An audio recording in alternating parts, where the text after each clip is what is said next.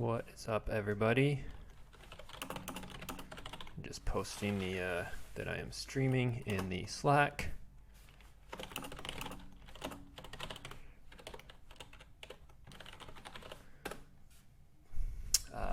Looks like so. This is game 1 of the round of 16 of Dan versus Kyle.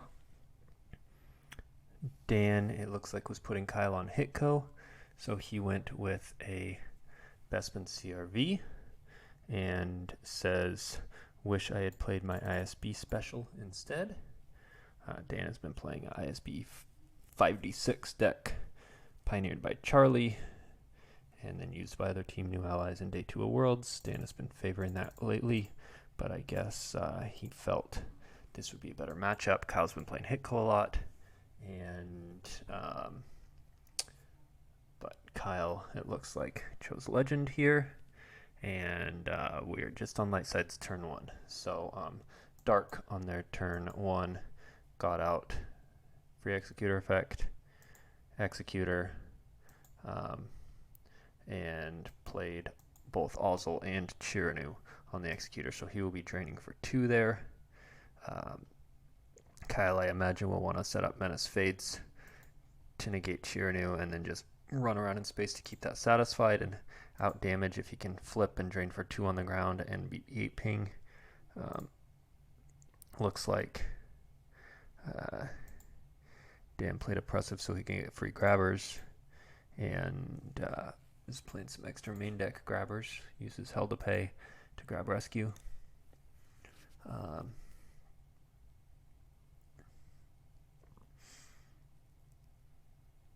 Dan says, I like how your entire team is here to watch you. What? His entire team? Looking in the chat, I see me, Kyle, and Dan, who are playing, and Ash Nolo, which I'm not sure who Ash Nolo is. So, okay. So Kyle... Dan says, hey Joe, no streaming. I don't want to look back and see all my mistakes. Literally the only reason I'm streaming this is because on Hollow Theater like 20 minutes ago, he said, oh, ouch, Kyle stacks Jedi Luke on evac, so he cannot flip for a long time. And then Dan says, hashtag Joe Olsen is rude. The reason why I'm streaming this is because on Hollow Theater 20 minutes ago, he was like, I'm playing Kyle on the GEMPC, so if anyone wants to stream it, go ahead. And now I stream it, and he's like, I don't want you to stream it. What the So I'm half tempted to just switch to Auto Chess and stream Auto Chess, because then he was mocking me like, oh, Joe only streams Auto Chess now. So then I come on and stream this, and he bitches about it. Yeah, all right. We'll see. This should be a pretty grindy game. Kyle playing that evac was really weird.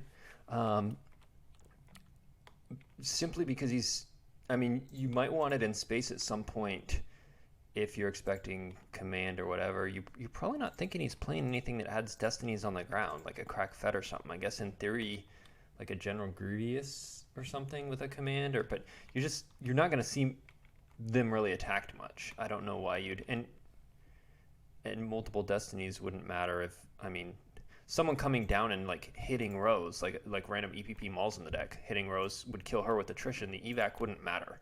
Like there's zero reason to deploy that right now, other than maybe he wanted to draw up and didn't want to go over to Monarch, so it's one less card in hand. But he only has 6 in hand, so that wasn't the case. That was just an unforced error. There's no reason to play that evac at that point, especially because he doesn't have the Twix out either. So I guess he couldn't have stacked that because he activated the Twix, which is why he pulled the Jakku. So he knew the Twix wasn't getting stacked, but getting that Luke stacked, what that means is there's going to need to be a battle where he pulls that Luke off of evac. Then he's going to have to deploy the Luke, and there's going to have to be a second battle where he flips the objective. And, of course, Dan's not going to really have any ground, meaning... that'll be 2 space battles, and at least the first one, Kyle's gonna have to cap the destinies, so he'll probably be outpowered. And he won't get to pull a good card off like Poe that he would want for space battles, because then he's not pulling that Luke. So, yeah, that's a big setback for Kyle. Justin says, with both Luke and Poe sec, doesn't Dan just avoid battle as much as possible now? Yeah. I mean, there's no big incentive for him to battle anyway, except in very advantageous battles. But right now, Kyle's doing 0 damage. With him not being flipped, this isn't +1. So Image is making it a 0. And then Coward is negating Rose. So even if Kyle gets out to a system, though, and gets Rose going, Dan's doing 3 right here with Chiranu, and Kyle's doing 0. So anyway, I was busy talking about evac, but Dan's turn was very straightforward. He basically paid to drain. Kyle top decked, and he lost Escape Pod combo and Bail off the top. Bail would have been nice too on Tantive, either if Dan has laser cannon batteries, which is very feasible in a deck like this. A lot of times it'll have Forlom for looping stuff, and artilleries and laser cannon batteries live to be in there, so Bail's helpful against that. But even if it doesn't have laser cannon batteries, just adding a Destiny is good. If you can grab command and be getting 3 or 4 Destiny between Poe and Bail and Solo, or I guess Solo with Chewie, because since Rey's on the ground, whatever. But yeah, top decking Bail is not ideal. So Dan's turn was just pay 3 to drain 2, deploy Image, deploy the system, move over. And Kyle, and Dan plays Death Squadron assignments. He takes Vengeance into hand, which implies to me he already has Stalker, or else Stalker's the one force in his force pile. But I don't know why you would take Vengeance over Stalker. I mean, yeah, it does 1 ping if you're battling, but Stalker follow is pretty big. So if I'm Kyle right here, I'm putting him on having both Vengeance and Stalker in hand, which with no Bail, no Poe, means space battles are going to be tough. This is definitely looking uphill for Kyle.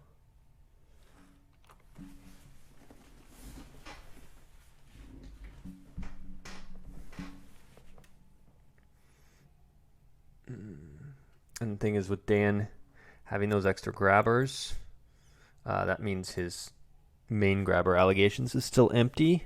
So if Kyle needs to use spin to get out Falcon, it'll get grabbed and he won't be able to spin around command. So he wants to avoid doing that and hopefully naturally find Falcon, but without being able to rescue for filtering. That's harder too. He's got to hope he activates it. At this point, you're probably far enough behind. You're about to take another drain of 3 that you need to just ignore Monarch as a card. And if you need to draw for something, like he just checked his reserve when he pulled this site. So if there's good stuff in there, he needs to draw. If there's bad stuff, he's just like, he's very far behind. I could see Dan winning this by, probably 18 at this point. But maybe Kyle gets out a bunch of stuff, and maybe he does pull off the evac and gets Luke, and maybe get some good space battles in, and whittles Dan down. But right now he's going to eat another drain of 3, and Legend doesn't typically have any way to counteract that. They're not going to have. I mean, if Fades was in effect, right? If he could run around with the Falcon, then this would just be a drain of 1, and Kyle wouldn't care because Rose would be retrieving that. He needs to not top deck Fades. So he loses from hand an Octosite, an EPP Ray. He does have his, and a rescue. Those are all fine.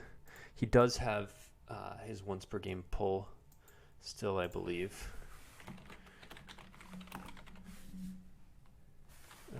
Let's see. He uses it to pull Jakku, and he uses it to pull the saddle. And yeah, that's all. So he's not used his once per game. And Dan just pays to drain and draws.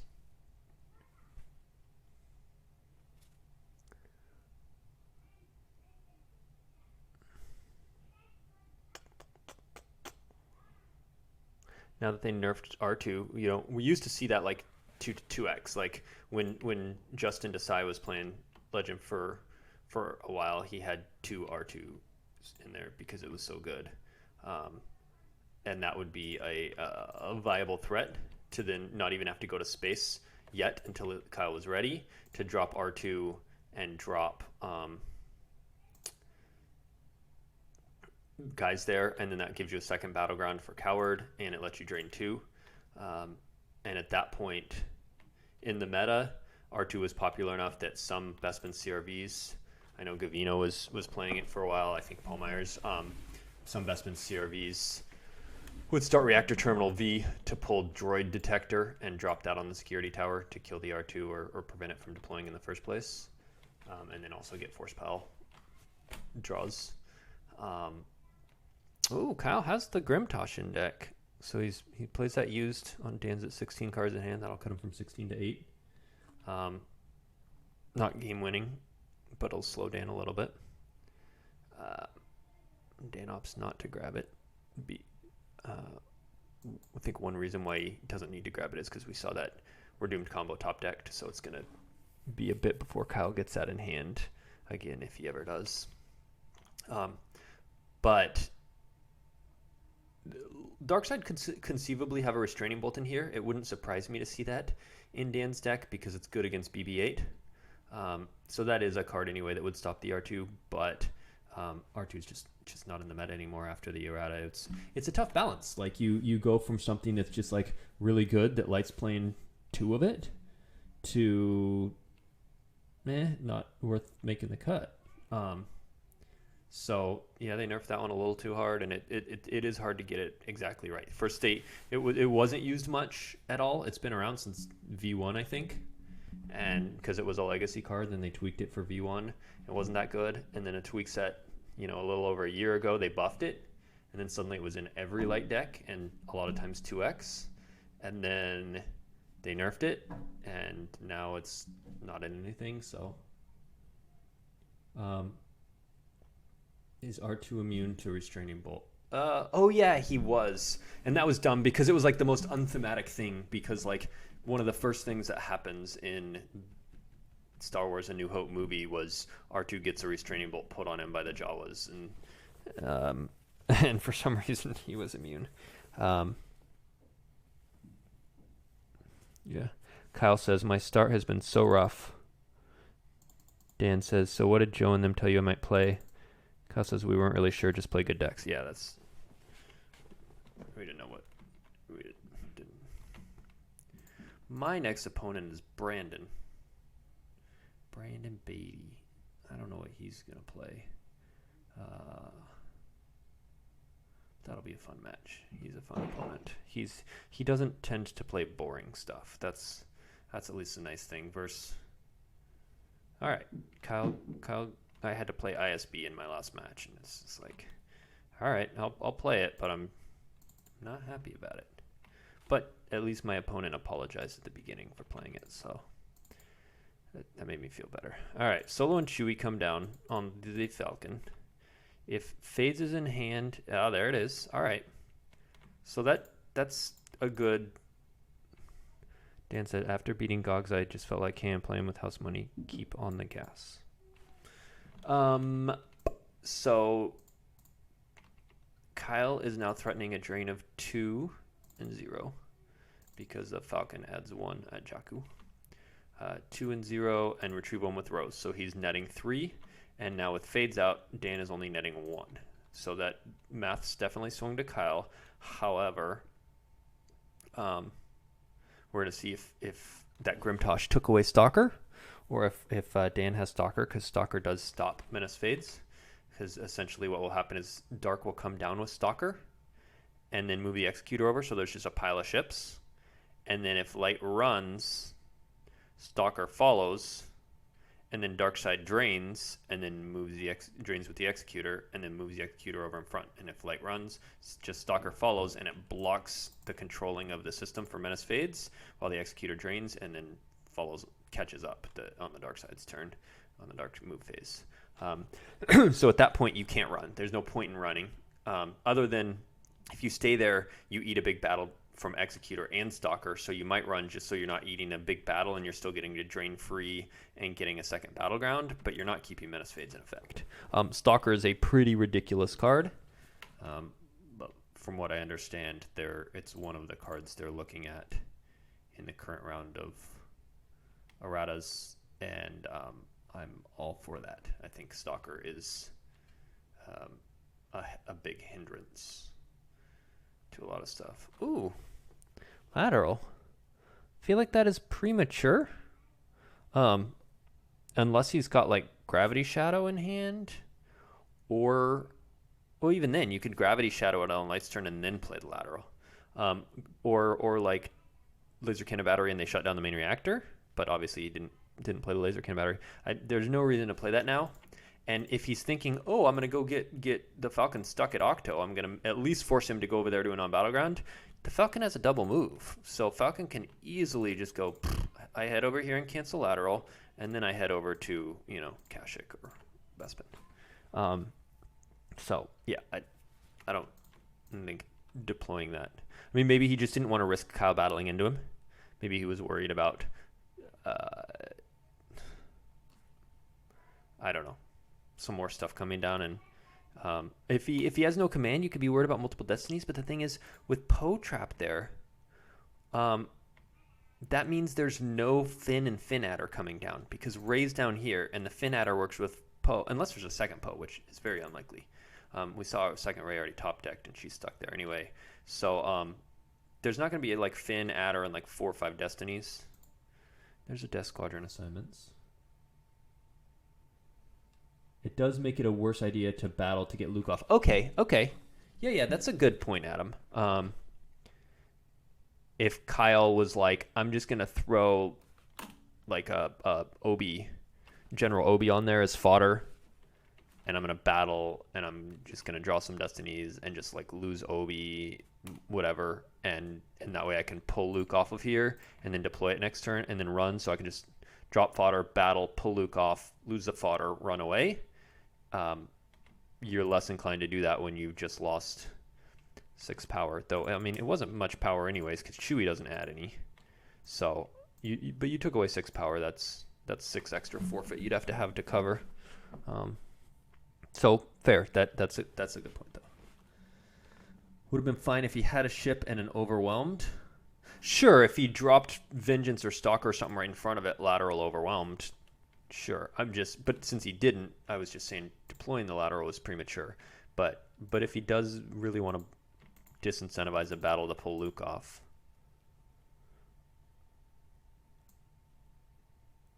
All right, so Kyle checks his deck. What did he pull with Death Squadron? Oh, nothing. He verified. Oh, that's interesting. Okay, so Dan played Death Squadron, and there was nothing to take. So that indicates that both Stalker and Vengeance are still in his hand. And then Kyle searches for Luke, and he's not there. And Dan says, nice destinies. So, but Luke's being a dick. So I'm guessing Kyle has some good destinies here, but if he battles and tries to get Luke off, he's obviously can only draw one of those destinies.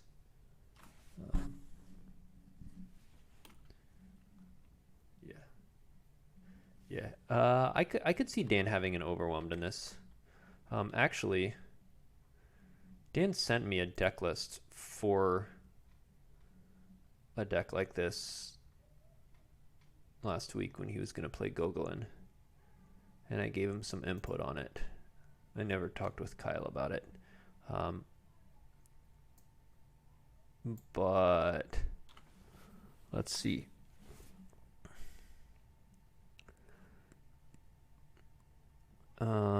Okay. Well, in the list I'm looking at, there's 3 Gravity Shadows. But again, that's not a reason to deploy lateral early, because if the Gravity Shadow misses, they cancel it, and if it doesn't miss, you could just play it on the next turn. That's neither here nor there. It had 3 Gravity Shadows. It's got limited resources. It's got 3 main deck grabbers. 4. It's got the corrosive, the new one, plus 3 Hell to Pays. 4 main deck grabbers. Oh, and it's something special. 5 main deck grabbers. Yeah.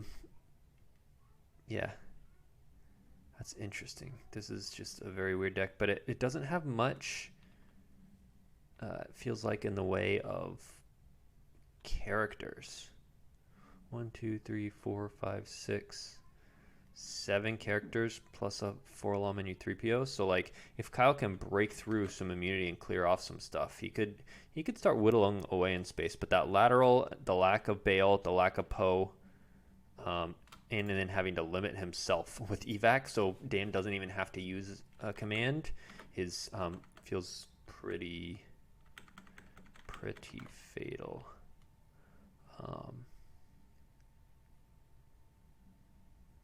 Yeah, I don't know how much Dan has changed it from this list, but looks like it mostly matches so far.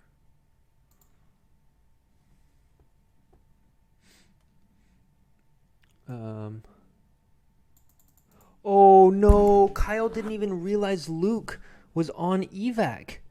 When he stacked cards on evac, he didn't look closely at them, because right now Kyle just searched for Luke with the saddle, and he said, wait, he's not here either. Did I lose him? Not realizing Luke was stacked. And Dan says, check your effects. And Kyle says, LOL.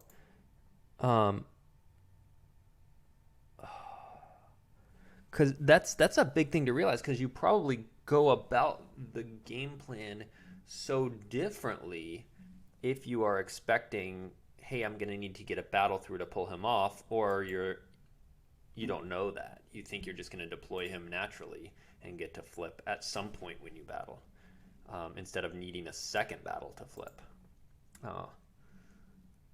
So that's another blunder by Kyle. First, deploying the evac in the first place was a huge one, but then not even looking at it and realizing, there's my Luke.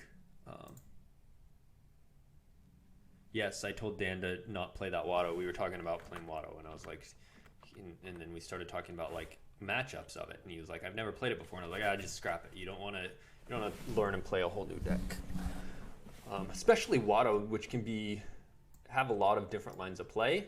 Whereas like this Bespin one, if you've never played this Bespin and you look at it and you talk about it with someone for 2 minutes, you're like, okay, there's not like, oh, there was no gravity shadow. Falcon gets away. Oh, it fails the cancel. So now it's either going to have to sit there. I mean, you might as well have it sit there then. That sucks though. That's rough. Especially after Dan said, nice destinies. Yeah, Watto, has a lot of decisions. This dark deck is like play Star Destroyers, pay to drain, put you 3PO to their site, attack in space if they're in front of you. Like there's nothing to think, or there's not much to track. It's just whatever.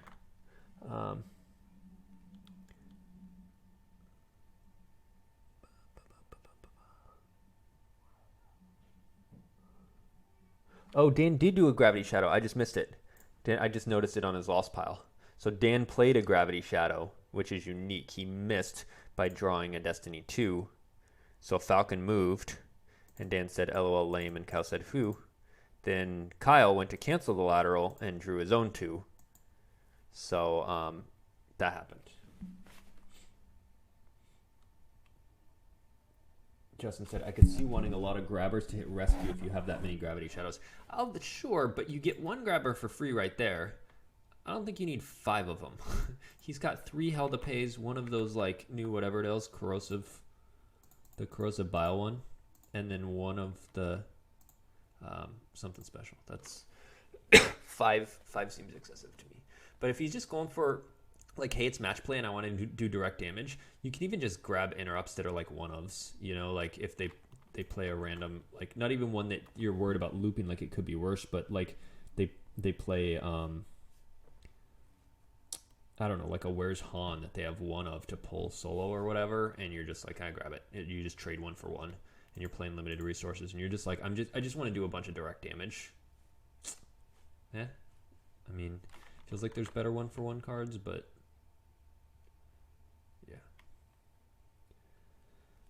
So yeah. Anyway, I was saying Watto's more intricate. This is easier. Dan, Kyle, before he had, when I was going on about Kyle stacking that Luke on evac and not realizing, Kyle went ahead and after being told that, he plays Leia's transport, which pulls Holdo. He plays Tanev with Hera on board, and he moved Falcon. Dan paid to drain for 2. Kyle lost meditation and Yoda from hand, and then Dan moved over and drew a bunch of cards. And now Kyle still is not doing any damage. He can retrieve free with Rose, and there's no secret plans out.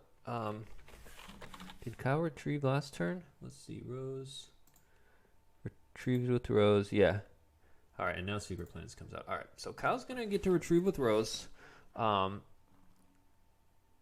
and he's not taking any damage here because right now, like if he runs, the nice thing is with the and lateral was canceled on Darkseid's turn because you draw destinies on both people's turns. The nice thing about Gravity Shadow here is if he moves these first, then he can always move the Falcon next to back it up. Like if he moves the transport away, and then he goes to move Tanev and it gets Gravity Shadowed, you can move the Falcon to back it up. And you can always, when they're all 3 are together, you can always move the Falcon first. If he doesn't Gravity Shadow, and he Gravity Shadows your last ship, you can double move the Falcon back to protect it. So having that Falcon double move will be useful.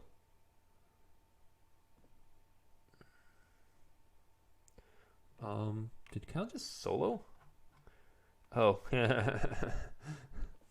Kyle uses Escape Pod combo with solo to pull Grimtosh. Dan is at 16 in hand. So Kyle's just setting him back. He does play Corrin to the 2-0. So he's going to start getting some drains in unless Dan has found... Oh, I was going to say unless Dan found U3PO. But then I remembered what character's name I had just said. Corrin says U3PO becomes control, basically, because he'll block the drain for a turn, but then get his cover broken. I would have moved this first because it's more vulnerable. I guess you could always just suicide it out of play if it's all by itself. No Gravity Shadow, though.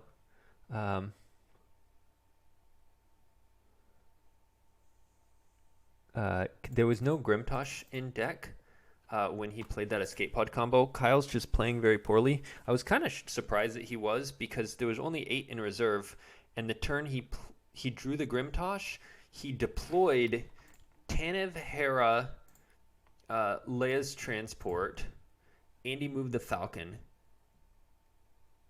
So he would have used 4, 8, 11, 12, at least 12 force, and then drawn the Grimtosh after he moved to the thing, and then drawn another Destiny on Darkseid's turn and recirculated that under. So it's at least 13th from the bottom. I'd have had to have paid closer attention to track it closer, but then Kyle activated all but 8. The Grimtosh should not have been in there, and so when he played that, I was like, I was wondering if he like shuffled somehow so it was back lower, and then he verified that was in there something, but no, he just wasted his solo to try and pull Grimtosh that wasn't there because it was too high up in his deck when he activated. I wonder if he was thinking it was lower, but it was on the turn that he deployed all this stuff that he moved the Falcon over and drew it for the lateral Destiny, so it was on top of all the force that he used to deploy. So that was another unforced error by Kyle. And that would be pretty big if Dan had 8 cards in hand instead of 16, because I'm sure we're going to see come down like Stalker and other ships and like, I don't know, stuff to maybe Nick Mall, though that wasn't in the list he had sent me, but like he might have changed stuff. But he might have drawn another lateral, a Gravity Shadow. Like there's just so much stuff that could help. Cutting his hand in half would be big. So right now Dan plays Force Push and grabs something. Like, yeah, if you'd place that used, I don't know. What he needed to do if he was gonna use solo anyways, just do that as his first or second action on his turn. Activate 1 if he didn't have one yet, and then solo and pull the Grimtosh, and then do it. Like, I mean, yeah. Oh well. All right, so Binder. Binder's gonna be good if so it lets ships move theirs to react. And I'm doubting Kyle has the Destiny 7 anti-TTO card relatively unprotected, which stops reacts. I doubt Kyle will have that. However, I'm sure he has an Odin combo. So if Dan does split up his ships, if Kyle gets a bunch of ships in front of it, and Dan's relying on a react, and Kyle can cancel that, can make some noise. You got to watch out for that if you're relying on Binder. Binder became a lot less good once Relatively Unprotected came out, and once Odin combo came out, you kind of saw it fall out of decks because it's too much of a liability if they have the counters, which are commonly played. I don't know what Kyle's going to do about that evac. This is problematic. Though, if he keeps fades going, and he just gets Corrin and Rose going, he might be okay. It's really going to come down to if Dan does have the 3 Gravity Shadows from that list that he had sent me, and he can get more, and he can get a beat down in, and Kyle doesn't have a Hujix, but otherwise, all right. So Dan's gonna drop 4 Lom, and he's gonna ship Doc over some guys onto the Binder. Moves over Chiranu. Interesting. If he camps a Jakku, that's at least a drain of 2 instead of 1 at the other systems because of fades. And then, of course, there's stuff he can loop with 4 Lom, like Voyeur. And if he has... Let me see if it was in the list he sent me. Yeah, there's a Tarkin's Orders in there. So if he has Tarkin's Orders to cancel that Cloud City drain, he can just loop that with 4 Lom as well. I was doing that earlier in a game today. I had a GEMPC game of Watch Your Step versus ISB, and he just piled a bunch of dudes in my Cantina, and I just had Mirax to loop. It's a hit. So Dan can do the same thing here.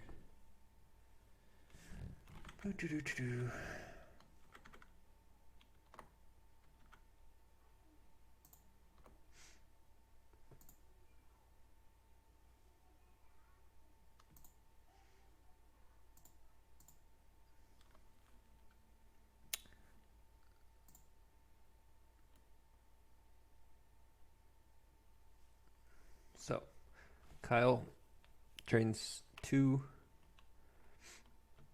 at 2 at Jakku, and Dan loses Mustafar from used pile. Oh, he just 4 Lom'd it down to get rid of it.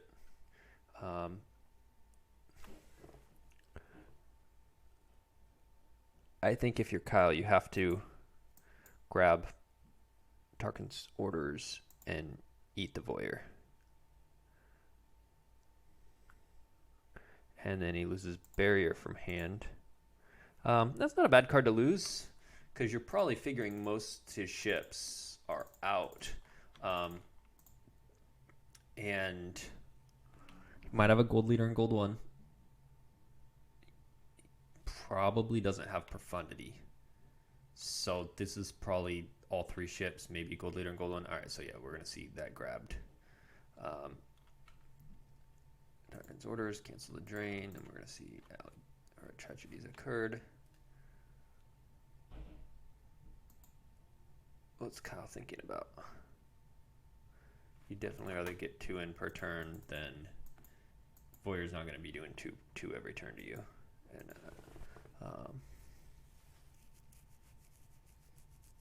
that should be an insta grab. We know Dan has at least 2 more ships, Vengeance and Stalker. Any others likely, or just those? So, we saw Onyx 2 drawn for the Gravity Shadow Destiny, so he has at least a tie. That would be to use as a shield puller, and it can loop to hand if there's Bespin battles with the free executor effect. In the list he sent me, let's see, there was Binder Executor, Stalker Vengeance, and then Onyx 1 and 2. And then there was a SFS laser cannon to go with the Onyx 1 because it pulls it. So 4 Star Destroyer, it's 2 ties. All right, so we see a barrier. Whoa, why did Kyle not grab? That seems, I don't know what you would be saving your grabber for. Like in this deck. What could, maybe someone else can help me think. There's Voyeur, there's Tarkin's Orders, there's Artillery. But again, you're not going to take 2 per turn from Voyeur or Artillery individually, whereas you can do 2 per turn with Security Tower. Maybe he's just assuming Corrin's going to get killed at some point so that Tarkin's Orders will just do nothing? But like even right now, I don't know. That seems like a mistake to me. I don't know why you would not grab it. Need a Jedi Zerker. Yeah, when those Jedis are using their lightsabers and they get their attack speed way up, they just slaughter younglings like crazy. How's it going, Bernays? I am streaming a Star Wars match between a couple of friends of mine. But I will switch to auto chess if no one's on. I think Wills was on earlier. He probably still is. He'll be on late. But if for some reason he leaves, I'll stream some auto chess. Maybe command, but that seems weird. Oh, grabbing command? Yeah. Given you're already looking to do 2 battles for evac. Yeah, I mean, at the very least 1 to grab the Luke. After that, you're going to force the command, and then you'll grab the Poe on a forced command one. But otherwise, yeah, I think saving it for command is a mistake. I don't know. All right. Well, once again, though, we're at a point where Dan was only able to do 1. He paid 3 to drain 1. Kyle just lost a rescue from hand, which Rose will retrieve. If you're Kyle, though, you need to be saving a rescue and 2 force. 2 force because it's grabbed.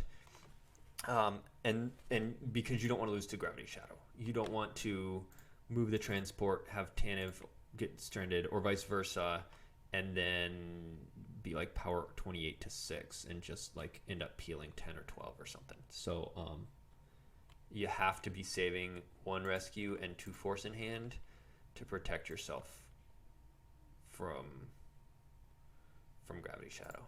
So hopefully he kept that in mind when he lost that. This is just a very slow grind, though. A lot of it because Kyle got that stacked Jedi Luke. Because otherwise, I would imagine he probably would have already initiated a battle at some point. Got that off flipped. He'd be doing 1 extra damage here, 1 extra damage here.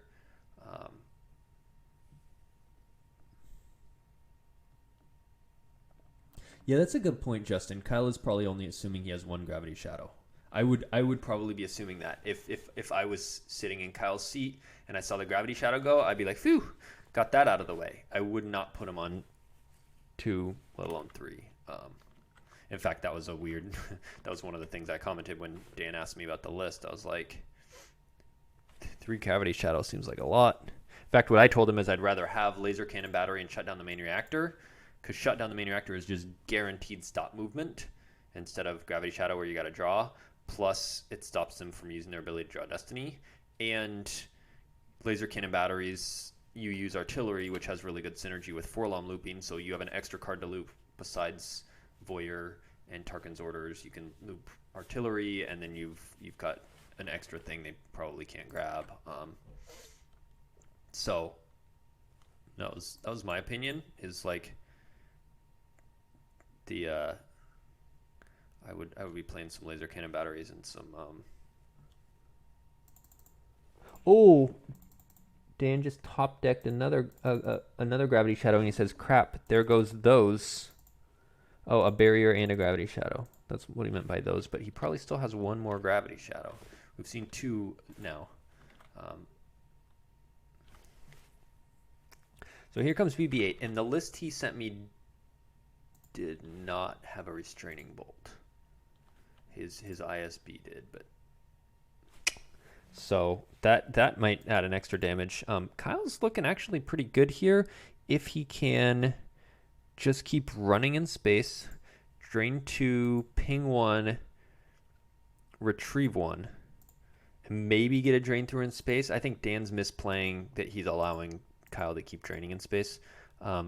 However, yeah, I mean, I think Kyle's fine with that follow. Dan didn't transfer dudes to the stalker.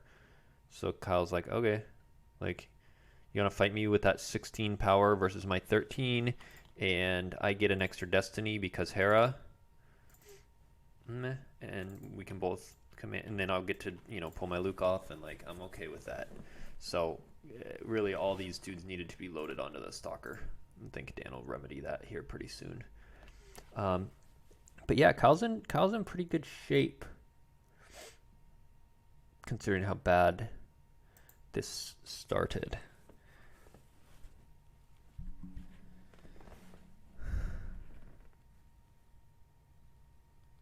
Did he get a verify that might have revealed otherwise? Revealed what? Like, were you still talking about the gravity shadow? I don't know. I don't. He did verify. Why did he verify?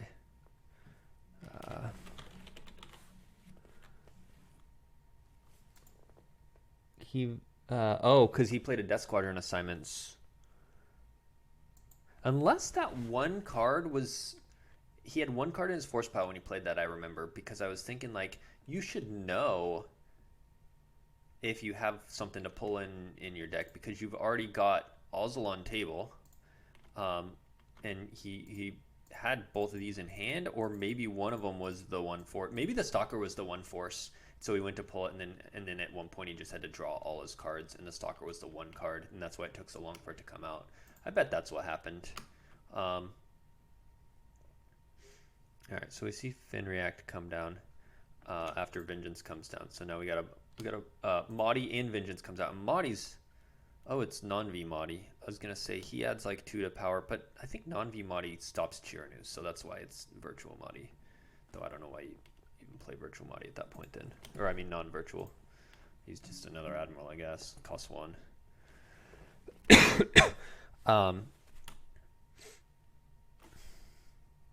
So Dan commands, and now Kyle grabs it. I don't like that at all. But okay.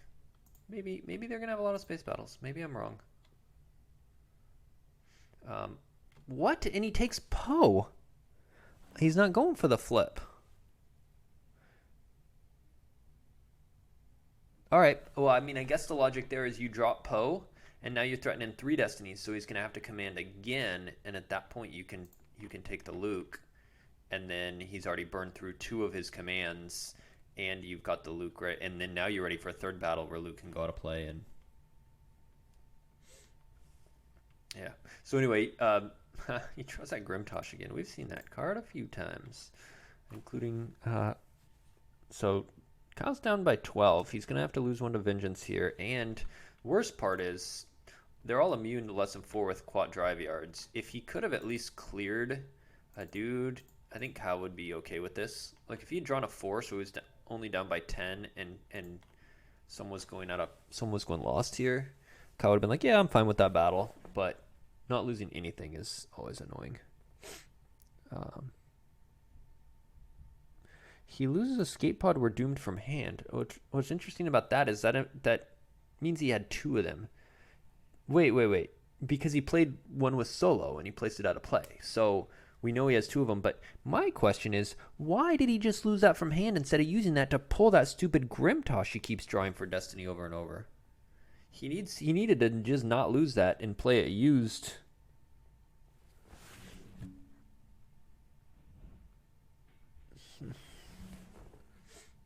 All right, well, Executor moves in front there. And Kyle recirculates. All right, Life Force counts right now. Kyle has 14 to Dan's 19, so he's down by 5 there, but he has 3 more cards in hand. So Dan is up by 2, but Korn is about to drain for 2. BB-8's going to ping 1, and Rose will do 1. So Kyle will be net up 2. Right now, Dan's net up 2. Kyle will be net up 2. So it's a very close game. So we're going to see probably Poe and Fodder come down here.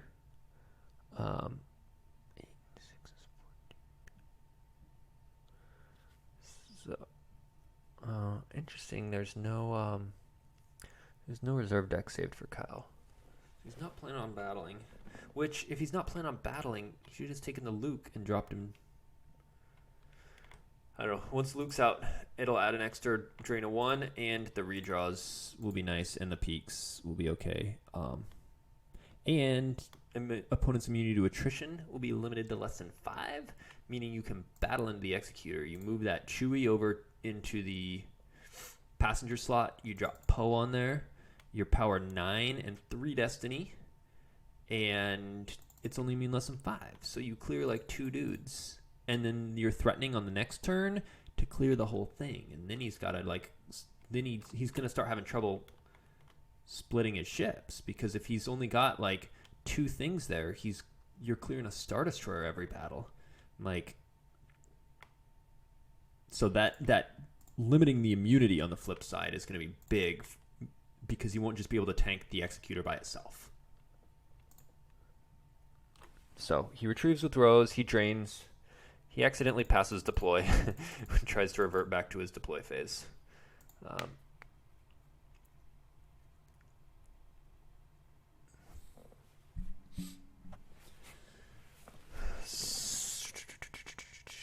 Did he?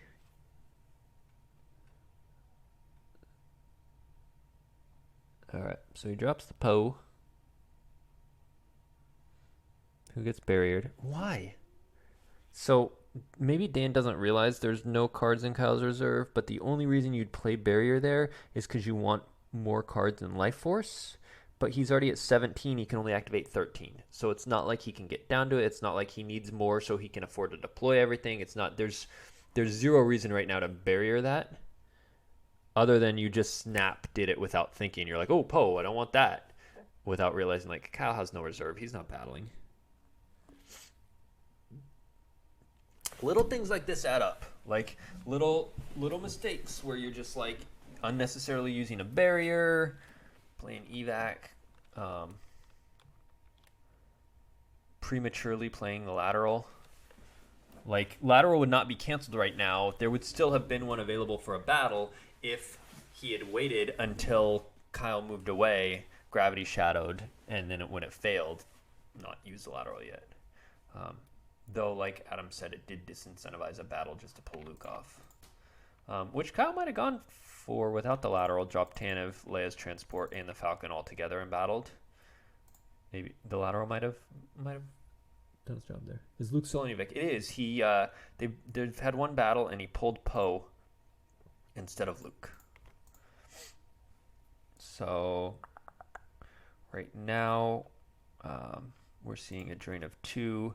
And Kyle loses both from hand, a sorry combo, and a fly casual, losing the 6 second so that he can retrieve it with Rose next turn, assuming nothing else goes lost in the meantime.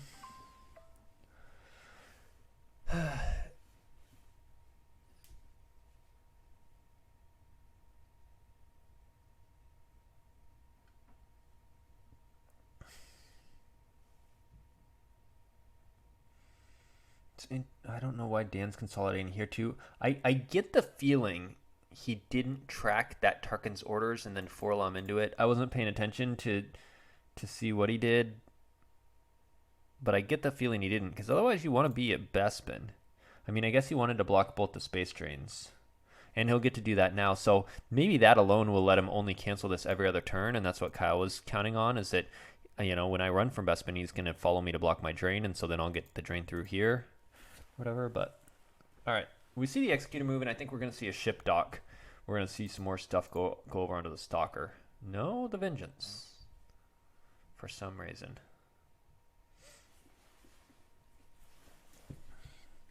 Well, so Kyle is going to get in. Yeah, see, this math is totally in favor of Kyle.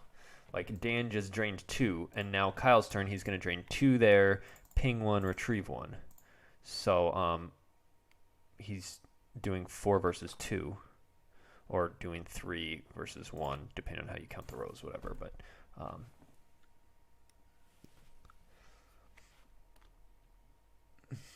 okay, this is a weird way to split stuff up.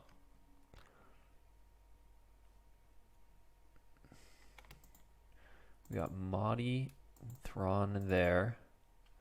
We got Chiranu on Binder over here, and stuff can react in front of it. But you can throw anything in front of it to block the drain because you don't care about that thing battling you, and they can't react to their own battle. So, and then you got Vengeance with Piet and Ozzel over here. So let's see. Oh, for a second I was so confused. I saw at the end of the turn Kyle retrieved Fly Casual, and I was like, oh, Kyle pulled Firepower. And then I was like, wait, Firepower doesn't exist. And I had to like look close, and I was like, oh, Kyle used Walkling. It's like, I just saw out of the corner of my eye, I saw Secret Plans light up, and I saw in the chat it said Kyle retrieves Fly Casual, and I was like, oh, okay, he pulled Weapons Display. And then I was like, that doesn't exist. Not to mention the fact Kyle doesn't control a Battleground Titan system. And I'm not sure Dan deployed a card with ability. In fact, I think he didn't. So there was already other problems with that. But just like my automatic, it was an end of turn, light side retrieves a card. Of course, that's what happened. And then it was like, okay, he Walkling back to 6. So now he's got 3 in reserve, including which goes the 1 force he used to pay, the 6, and then something.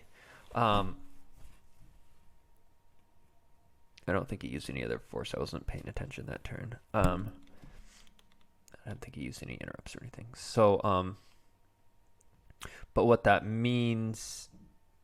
Okay, wow, yeah. Dan's in trouble. Oh, and he can't Tarkin's Orders that one because he lost the most of our system. So, that spy's pretty big. Yeah, Kyle's never going to flip. And he's still going to win this game by, I think, low double digits. Ooh, Kyle battles here. I don't like that so much because he does have the force for command. Kyle has no way to spin. You do eat up a second command and you get the Luke, but you don't have the 6 on top. I would have... Could he have activated one more? How many did he activate? No, he activated all 12. If he could have activated one more so that he had 6 and then the force he used to pay, that would have been great because now when he gets capped, he draws the 6 anyways. But all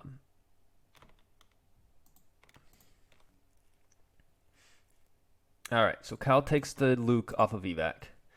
And Dan says, there he is. There he is. Should be the Secret Plans, force, the 6, and then an unknown. Yeah, that's what I said. But he's got 3 in reserve right now, so that means he's not drawing the 6 when he gets commanded, because it should be force he used to pay 6, and then whatever the bottom of reserve was at the time. Because I don't think Kyle used interrupt or used any force. If he did, the 6 will be on top, but I don't think he did, so I think it's the 6 is second from the bottom. Or I counted bottom to top. Yeah, it's a 4. He should have a 6 on top right now. But 4 is enough to break the immunity there. That'll kill Mahdi. All right, so it's 30 to 20. Kenobi covers 9, so it'll be Obi in 1, and you kill Mahdi, and you got Luke off. That works. And you got rid of another command. So that's pretty good. The power difference just wasn't as much when you didn't have more Star Destroyers. Kyle loses Hujix from hand. And I'm sure it did the pop-up for him. This is not usually how Hujix is used. Are you sure you want to lose it as a unit of force? Did that to me earlier today. I was like, yes, I'm sure. But it's nice that pop-up's there. All right, Kyle battles over here. Oh, now he's going to draw. Command is... No, wait, why is he evacing himself? Oh, he must have a spin. So he's going to spin for a 5. Or is it 6? Spin for a 6 plus draw a 6 is 12. Piet, Ozzel, cover 10. So he's going to clear this whole thing. That's nice. That is a good play.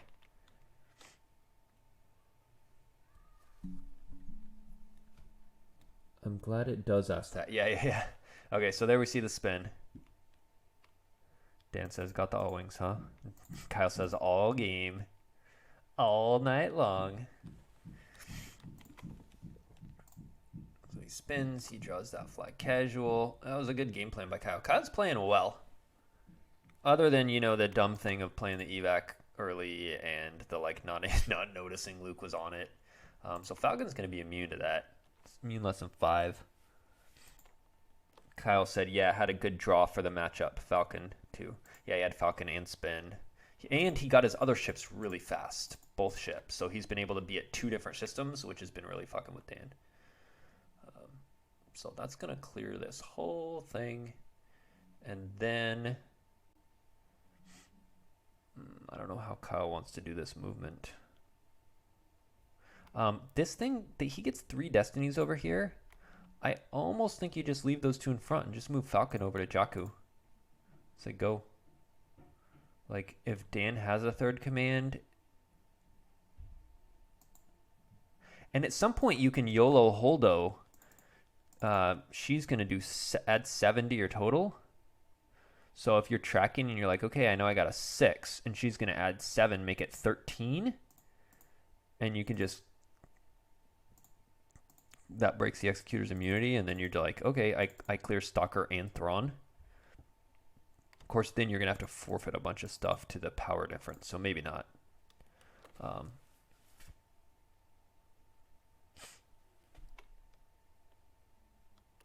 In any case, Kyle's... Okay, I was going to say Kyle's drawing cards, and Dan plays a grabber, steals a 1-for-1. And what I was going to say is Kyle is drawing cards, and I don't know that he needs to right now. He's got 8 in hand. I don't know that Dan's going to do 8 more damage to him. And so he's just lowering his diff for match play. And maybe he's counting on, oh, I'm going to play used interrupts, but then Dan has all these grabbers. Of course, if you're in Kyle's seat, you're not expecting him to play more grabbers. But his main grabber is empty. His shield grabber, Allegations, is still empty. So you've got to expect he's going to grab. Yeah, and he had 1 saved because he's only activated 11 so far, and he has 12 in force. So let's see. Dan 4-loms. We can figure out what he 4-lommed because he drew a barrier. Oh, he 4-lommed into barrier. Because he drew whatever for Destiny over here. That would have been the bottom of reserve. Let's see what it was. So we can figure out what's in reserve deck right now. Oh, it was a 5, I think, right? Yeah, I'll never ask that question. The other grabber. So he drew that. That was the bottom of reserve. And then he drew a barrier in this other battle. So he just 4-lommed into barrier, which, like, whatever. Oh, but Dan's not even battling. He's just literally netting Kyle. I mean, he needs to combine all 3 ships together, but then Kyle can just run and Dan drains 1, which Rose retrieves. But right now, if he was going to do that, he needed to just draw up. Because right now, he did 0 damage and Rose is getting 1 back. So Kyle's actually increasing in life force. He needed Dan right there. That was the turn to drop if Dan has no more answers. One answer would have been like, pile everything on Stalker and like get in front of the Falcon and then get your second lateral. But yeah, I don't know. If you're Kyle, like I don't even think you need to deploy Luke here. Right now, Kyle's going to drain 2, 4, 6, plus 1 for BB-8. He's going to do 7 damage and retrieve 1. Like, why would you even deploy Luke at that point? Why would you do anything except like pass turn? I would go ahead and move. Maybe he even moves. Well, you've got 8 cards in hand. You're not going to get all 8 of those back. So I would be okay just moving these 2 ships in front of the binder and let Stalker follow, whatever, and just eat the Executors, drain a 1 from hand. You're going to retrieve with Rose. But with 8 cards in hand, there's no benefit to deploying or battling or doing anything. You can just eat any little tiny damage from hand, retrieve with Rose, and you just hope Dan keeps like, okay, there's a Tarkin's orders. You're just like, whatever, that's fine. I only do 5 damage this turn and retrieve 1 instead of 7 damage. The longer Dan stays in this, the happy you are as Kyle right now. Yeah, so maybe he deploys Luke because he wants to bait him into battle something. I don't know. This is Dan needs to be drawing up. Really well played game by Kyle.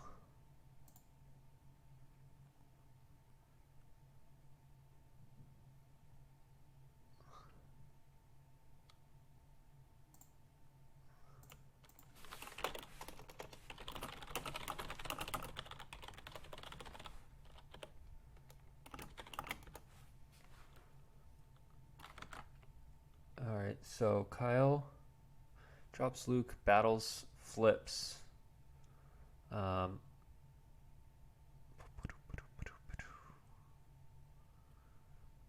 I mean, he's just incentivizing Dan to draw up, though. You know, I would have almost baited Dan into not drawing up by making it look like he could do damage by like just running in space, just consolidate him all at.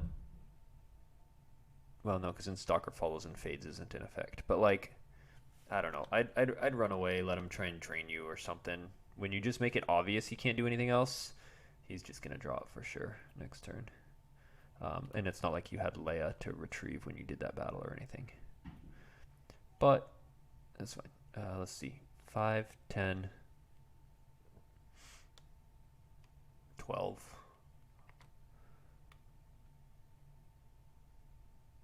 So that is enough to... Oh yeah, immunity is limited to less than 5 anyways. So we got a 5 for Enter the Bureaucrat. So I think you just lose Holdo here. Oh, Kyle's making him redraw. Either way, I think you just lose Holdo. Because you want Poe and Hera. Oh, he's going to force protection. Just rub salt in the wound. Game's over. He draws a 1. Alright. Well...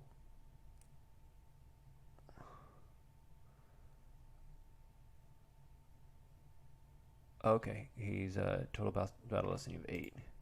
So you lose Holdo and the transport. No, he's losing Hera. What's your plan there? Hera and Holdo? And you keep the transport? Why?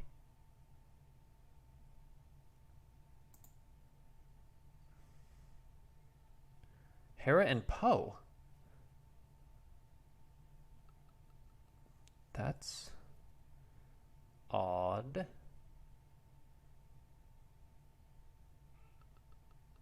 Okay.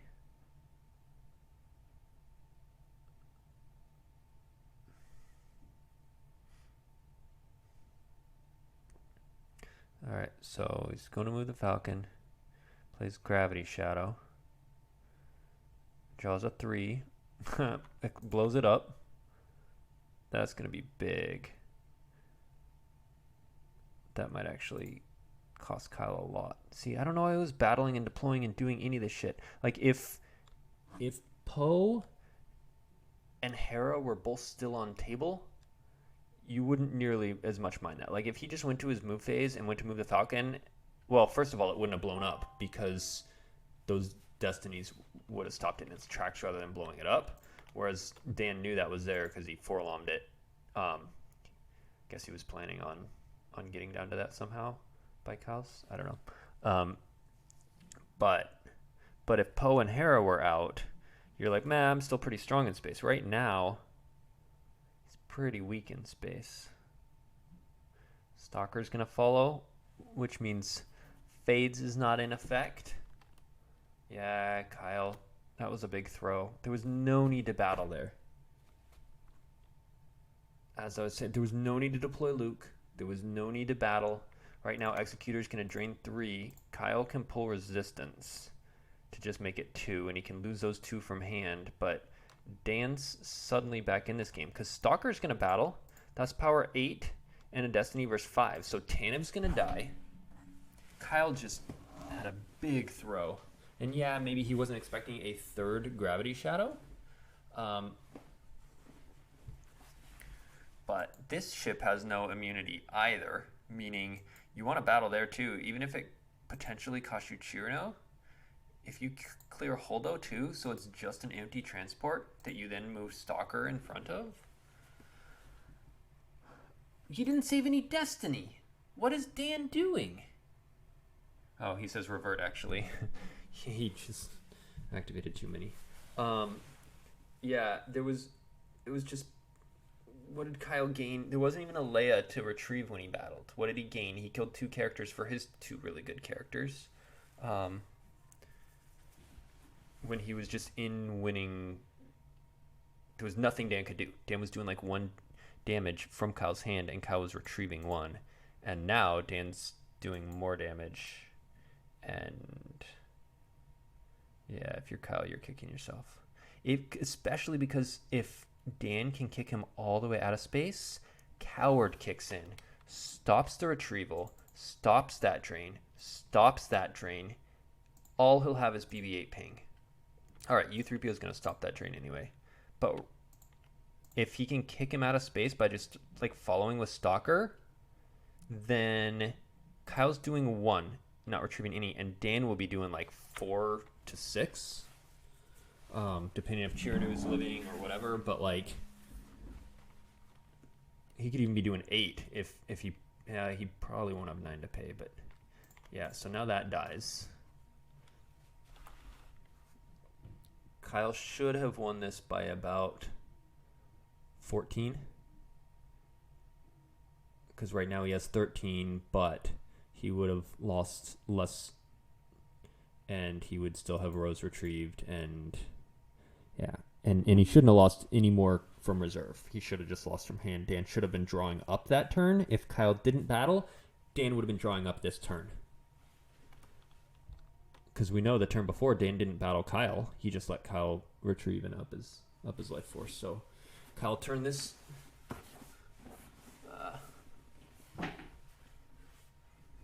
What is Dan doing though? Oh, he didn't have an S-Spin. And there goes another grabber. Trading 1 for 1 again. Okay. Well, with no Stalker to move, actually this is okay for Kyle. And no other Gravity Shadow. Kyle's happy there's not... Interesting. Yeah, Dan needed to pay 3 less and just not drain at one of the places. And still drop that U3PO. But then, I mean, yeah, he would have done 3 less damage, but like, then he could have moved his ships better so that Stalker could follow and just like kill this thing. Now Menace Phase is going to go back into effect, and he's still going to be at 2 battlegrounds for Coward and draining free, and like, Kyle saved a reserve deck. That worries me. Kyle's thinking about doing some kind of YOLO battle, but you can't battle into this. Why'd he save a reserve deck? Is he gonna Odin Corrin over here? Maybe he can deploy a character with Corrin, and then Odin Corrin over here and break this cover, so then he's got the 2 sites still. That would be a good play. Alright, so he retrieves Tan of 4. And there's tricks to get that back into hand with his peak. He's going to use his peak right now. Like, next turn he can activate up to the Tantive, leave it on top of reserve, and then use all his force, whatever, and then peek in his draw phase and put it on top and then just draw it into hand. But that won't happen for a whole nother cycle, and then it'd be the turn after he's deploying. I doubt we'll get that far in the game. So, Kyle drains 2, pings 1, retrieves 1. Kyle is at 14 force, and that's what I said he should probably win by if Dan had drawn up last turn. Huh, he drops a Yoda on board.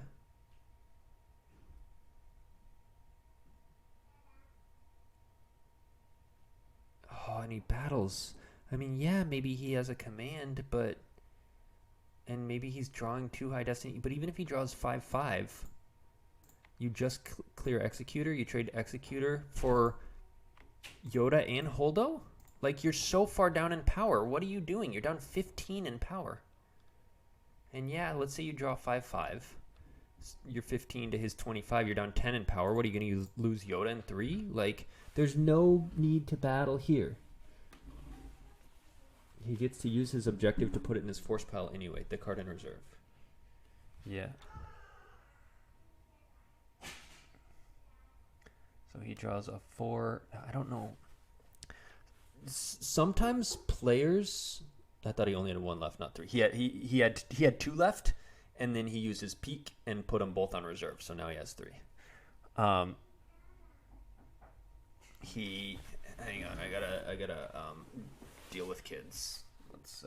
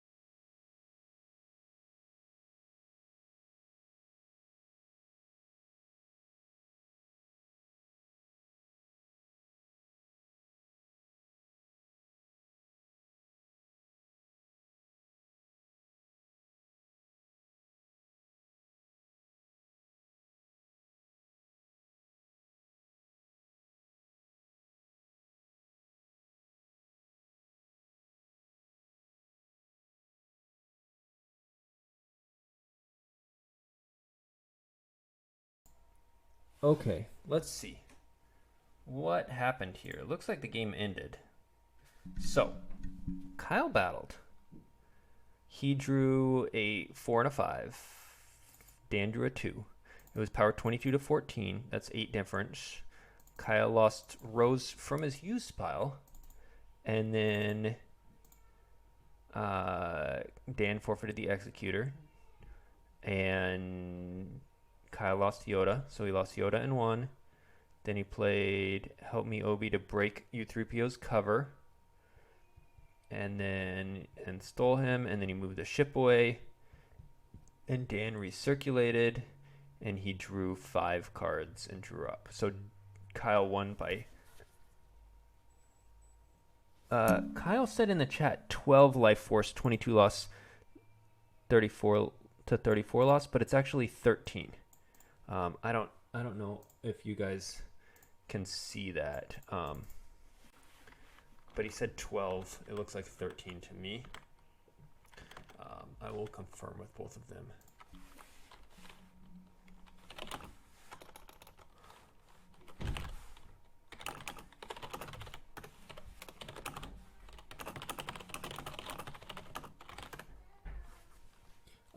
So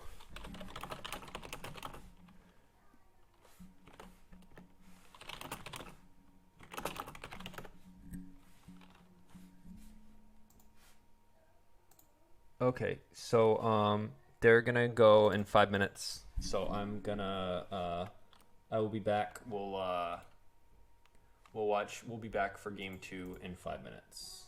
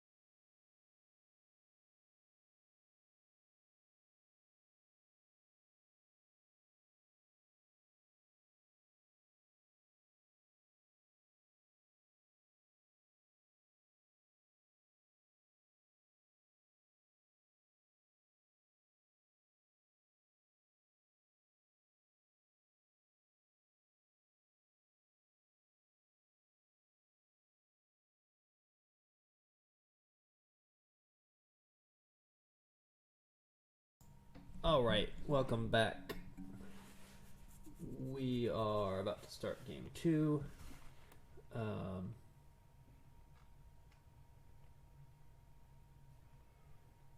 It looks like Kyle is playing his Set Your Course deck he has been playing for a while. He starts Combat Response, Quad Drive Yards, and something special. Dan is playing No Idea. Kyle says, hate this deck. And Dan says, well, this is thematic. And he says, oh, why?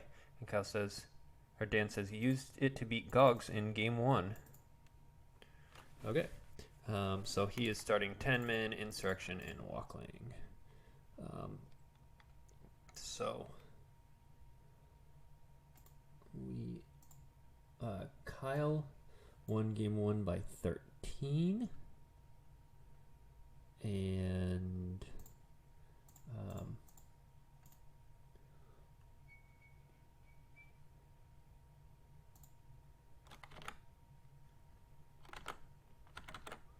sorry, I'm trying to mess with the streaming setting.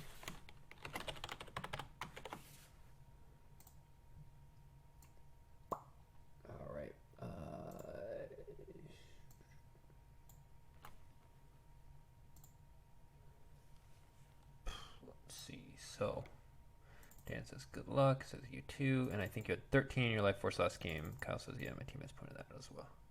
Yep. So, Kyle by 13 game 1, he pulls the War Room with his objective and plays it. I think in this game we're going to see Kyle try and keep Dan out of space. Dan, of course, gets to pull ships with his objective. Kyle's going to attack aggressively in space. He's also going to attack on the ground with guys and first strike.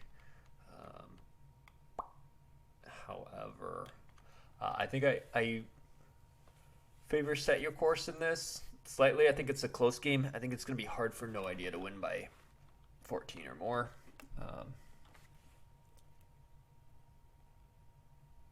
Dances Joe as a champ. Wait, did I misspell chump? Kyle says, I hope I don't need the extra life force. Oh, he's hoping win by 12 last game is enough. He doesn't hoping he doesn't need the 13. So Kyle uses KDY to pull this most of our system, and most of our pulls the castle.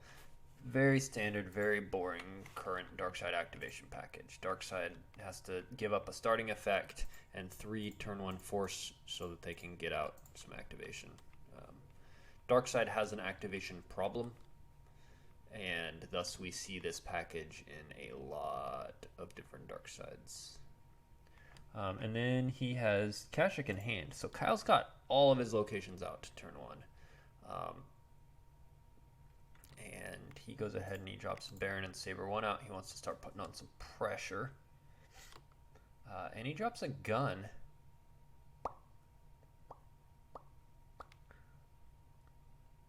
And it says oh dang, and then never mind.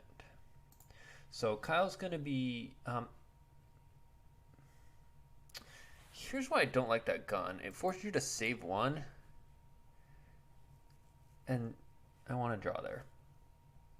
Early extra cards in hand is good.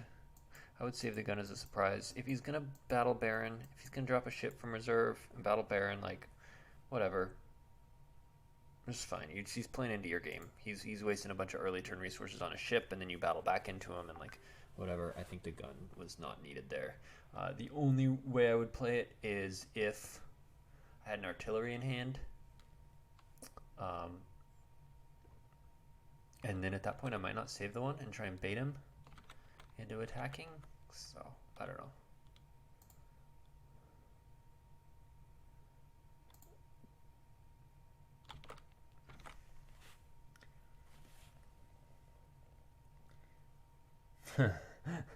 Dan says, started drinking, so how many will until I catch up to you? And Kyle says, I mean, I didn't stop. Cheers, bro. Yeah, Mr. Miyashiro says, I wonder if the gun is because he has artillery in hand.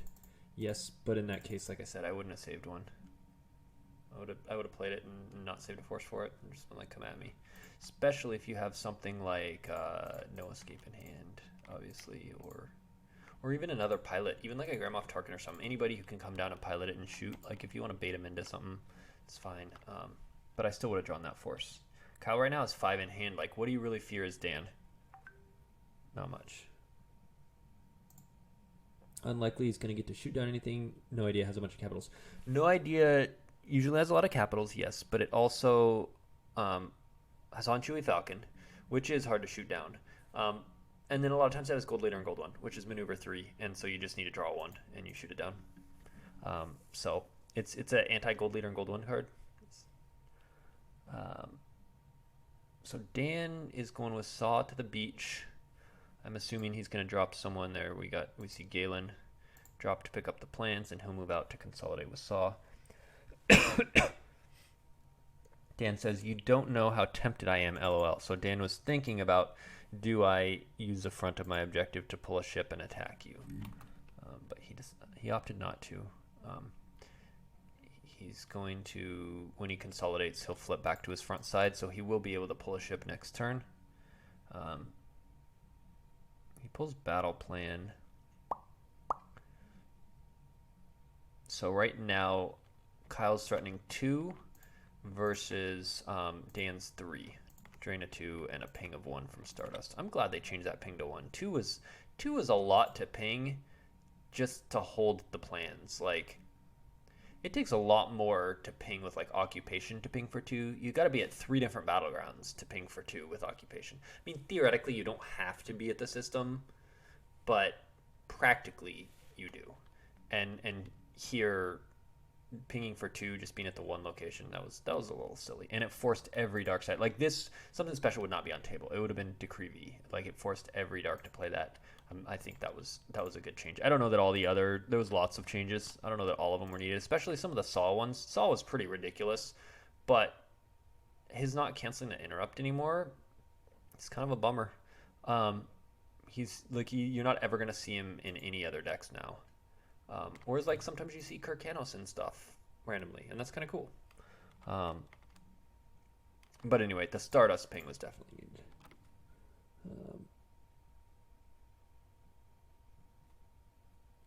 Yeah, also like not having to cram Decree V into every deck. I agree. It just forced Dark to play an X 1 card down. Even when not playing against No Idea, just having to have the card, just having No Idea existing forced Dark to play with 59 cards. So Kyle gets Maul out, and Maul is just baller. Maul is the most fun card D&D has put out. Most fun Dark, definitely, in quite a while. And I think Maul decks using him, either Slipsliding Away or this Set Your Course, I think is more viable than Slipsliding Away. Are just fun. He's fun to do his little tricks, manipulate like that. I like it. So, when Kyle drained at Kashyyyk, Kraken went from hand, and Taidu was from reserve. I don't like this move. I really don't like this move for a couple reasons. One, this is only a Force Drain 1. Unless you're Star Destroyer here or Imperial at a related location. There's no Imperials there, there's no Star Destroyer there. It's only going to be a Drain of 1. So he just, 1, reduces damage. 2, when Dan drops a ship from reserve there to fight, he's not going to flip, which means he can keep dropping ships there and keep fighting. And once he flips, I mean, maybe Kyle's trying to stop the flip so that he can get weapons through, but like, without that, he can just keep pulling ships. Whereas if Kyle stays at Kashyyyk and Dan wants to pull a ship and go somewhere else, right now basically Dan can pull a ship and go to Kashyyyk, satisfy Menace Fades, satisfy Battle Plan, and get to keep pulling ships next turn. Whereas if Kyle stayed at Kashyyyk, I guess Dan could have pulled ships to Mustafar, but if he pulled ships to Scarif, it flips him and stops the ability to pull ships. So I don't know. I don't like that move. Also put every dark deck that couldn't lose a starting effect at a meta disadvantage. That's true. If they had 3 fixed effects and they just had to float Decree and hope to find it early, then Stardust might get in multiple pings of 2, and or Dark would have to like waste their force push on finding it, or yeah, it was just it should have been 1, and I'm glad it is 1. Let's see what Dan does this turn. He pays 3 to drain, and Kyle top decks Grandmoff Tarkin and Lana Dobry. And Dan uses Insurrection. I think we're going to see some Tanav, Bright Hope, Evac, Torn Far stuff in space. Kyle's probably going to want to use Vader's custom tie to cancel Torn Far's game tech so she can't just loop Evac over and over. And then he's going to want to save his Watch Your Backs to spin through Evac because he's going to be drawing multiple destinies. Yeah, see, even Kyle... Where did all of Kyle's force go? He activated like 18 last turn. He paid for Maul, he paid to drain, he paid for Forlom, he moved, he drew some, but it feels like he should have had more. Oh, wow. Kyle just got a free turn. That's pretty sick. Dan paid to drain and then just draw.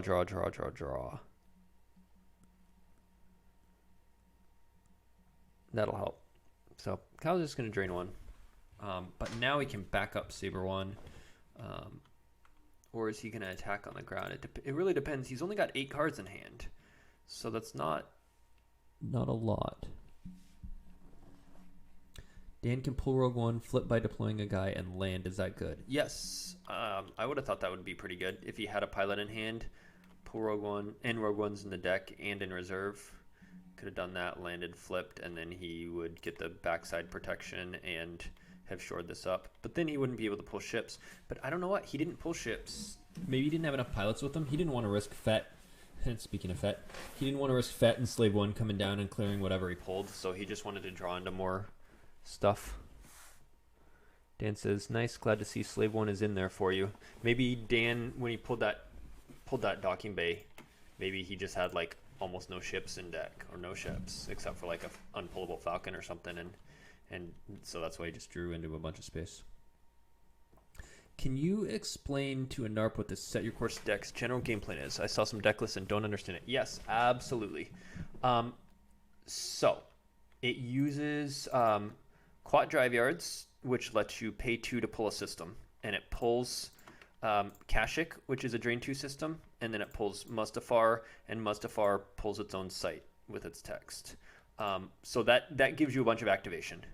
And then your general goal is to deploy stuff to space. They're all very efficient, powerful cards. So like Saber 1 adds a Destiny with Baron on it. Emperor's Shuttle is immune to attrition and adds a Destiny with Emperor on it. Fett adds a Destiny on his Slave 1. So right now, if all 3 of these ships were together, Dark would be getting 4 Battle Destiny. 1 for ability, 1 for Fett, 1 for Emperor on the Shuttle, 1 for Baron on Saber 1. 4 Destinies, and the total would be +1 with Saber 1. So they're all very powerful ships that are strong. They can battle real well. And then what it tries to do is set up a space drain or 2, and then try and disrupt on the ground. So it plays this Maul, which can add or subtract 1 from battle and weapon destinies once per turn. It can add 1 once per turn and subtract 1 once per turn. And then it just drops down like Sidious or Darth Tyrannus. Is that his name? The Dooku's like AKA. And P-59 and Kylo and sometimes EPP Mara. Sometimes it uses Mara in her ship because that's a pretty good card. Sometimes it uses EPP, but Kylo, and it plays random ground guys. And then it uses First Strike to, when you battle, you retrieve 1 and they lose 1. So it will use First Strike and it will do what's called hit and run, where it deploys a dude, battles, retrieve 1, lose 1, like hit with the lightsaber or clear someone with the Destiny, and then just lose the character that battled. And the next turn, you drain and you drop another character and battle and retrieve 1, they lose 1. And so you do ping damage with First Strike and you clear out characters via hit and run. You basically just hit them and forfeit the character.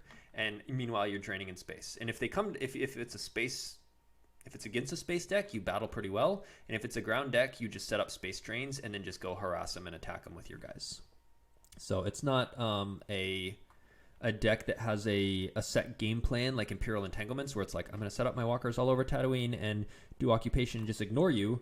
It's like, I'm going to set up I'm going to set up this 1 space train and then I'm just going to go harass you.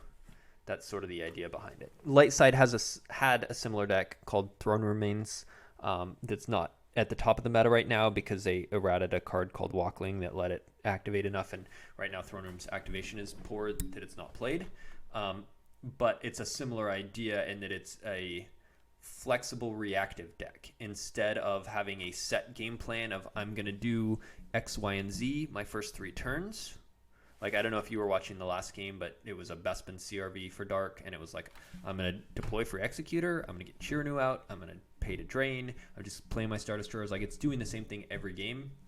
And this Dark probably sets up a system drain every game, though not necessarily. But then after that, it's very reactive. It is, I'm going to see what you do and then go and disrupt you. Yep, no problem. Welcome back to the game if you haven't been playing a while, or if you just haven't been playing recently or a lot. It's a lot of fun, and Gemp is amazing. The fact that we can just play Star Wars cards online and have all the rules enforced. And so Dan pulls with no idea and plays Profundity, which deploys for -2 because Darkside occupies that. It's not. It would be -4 over here, but he doesn't want to battle into those 3 destinies. He wants to battle into this one, so he drops Profundity. He pops Torrin Far, Sabine, and Luke on board. That Luke is ping retrieve is going to be pretty huge this game for keeping Dan's life force up, since he needs to win by 13 plus. That 1 retrieval every turn negating a lot of Kyle's damage is big. Right now, Saber 1's just in for a huge smackdown. Padme comes down also. So Dan's going to battle. He's going to get an extra destiny to attrition with Padme, which will make sure to clear out probably both of them. Ooh, that's weird.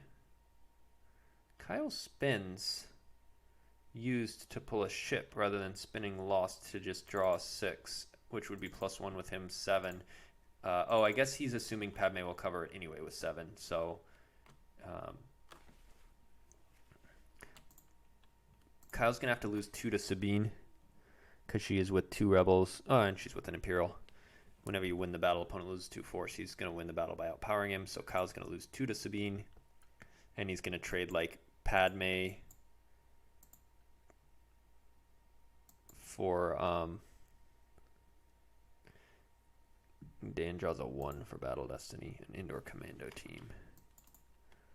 Sabine's only ability 2. So theoretically, he could Torrin Far. He could lose Sabine and then Torrin Far retrieve Sabine. Oh no, he has no force for secret plans. So he that's because he drew with 10 men. He opted to retrieve with 10 men, and so he paid 1 for secret plans and retrieved. And then Kyle uses Maul to subtract 1, and so that makes it a destiny of 0. And Kyle draws a 4, Baron adds 1, that makes it a 5. So, oh man, if he would have just spun, he wouldn't have lost 2 to Sabine. He's going to lose by, oh no, Maul adds 1 to it. So they're going to tie in battle. Maul turns out 4 into a 5, and then Baron adds 1 to the total, makes it a 6. And now they're both power 12 to power 12. And, attrition though. He's not immune. Kyle needed him to draw anything but 5 or 6. I mean, but I don't think there are any 6s in no idea. That is a bummer. Does Kyle have a close call?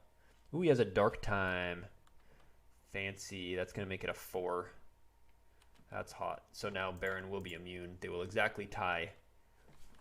And Dan will lose 1. Kyle will lose nothing. See, this is what's silly about this dark deck, is it can do stuff like Maul, close call, and dark time to just... Wait, why is... Oh, did someone add 1 to the total? Torrin Far added 1 to the total. Your total destiny is +1, +2 if piloting a transport. Torrin added 1 to the total, so he wasn't immune. So he shouldn't have wasted the dark time. Or what he should have done is use that on the battle destiny. Oh no, because it still would have been... The total still would have been 1, no matter what. He couldn't have made it. So set your course use just because it pulls a worm and cancels battle damage. Yeah. So there's a couple reasons. One, it activates an insane amount. So it can pull that war room. It's got the Death Star. It starts this, and then you pull your other stuff. And right now, Kyle's getting 19. And yeah, Light's giving him some of that. But basically, it can activate 2, 3, 4, 6, 7, 8, 9, 10, 11, 12, 13, 14 on its own, plus what Lights gives you. And you want a lot of force to fuel that sort of reactive style that I mentioned. Throne Remains also likes having a lot of force because it lets you draw and get out your guys and go attack them. And you want a lot of force for flexibility. Kyle plays Voyeur and he names Barrier.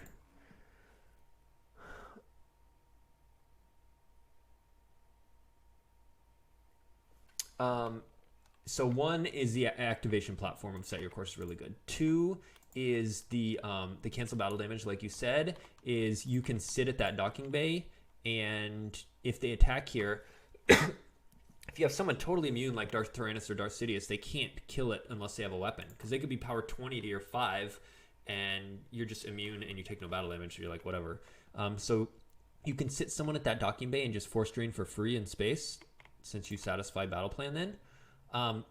And then also, if they're down at your Death Star sites, you can just drop a dude and attack them and clear them really easily without worrying about overflow. And if you have first strike out, you can battle, do the damage, they lose 1, you retrieve 1, and then just lose your guy even if you're way out power, or not even lose your guy if you're immune or whatever.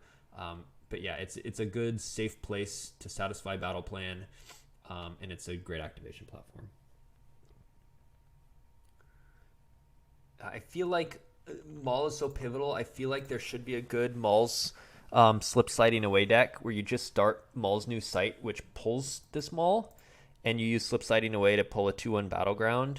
Oh, that's nice. And that way you get the guaranteed Maul, but it just doesn't activate quite as much. It still does the same KDY into this stuff. It activates like let's see, 1, 2, 3, 4, 5, 6 versus 2. So it activates 4 less, which means you need to use the bridge puller, and you need multiple slots on that. And it's just it's annoying to not activate as much, and so you get the guaranteed Maul. But all right, so Kyle plays No Escape to get back Baron. Which, again, he's kicking himself. He wish he has Dark Time. He forgot about Torn Far. I forgot about it, too. I'm sure Stubbly remembered. Some of the No Idea players remembered. But had he remembered, he'd still have Dark Time in hand. But he used Combat Response. He pulls out Vader.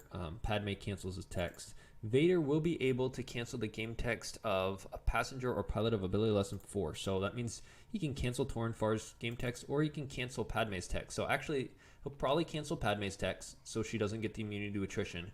Which, when the TIE cancels her text, she will no longer be canceling Vader's text. So then Vader will kick in so that he can subtract 2 from the Destiny.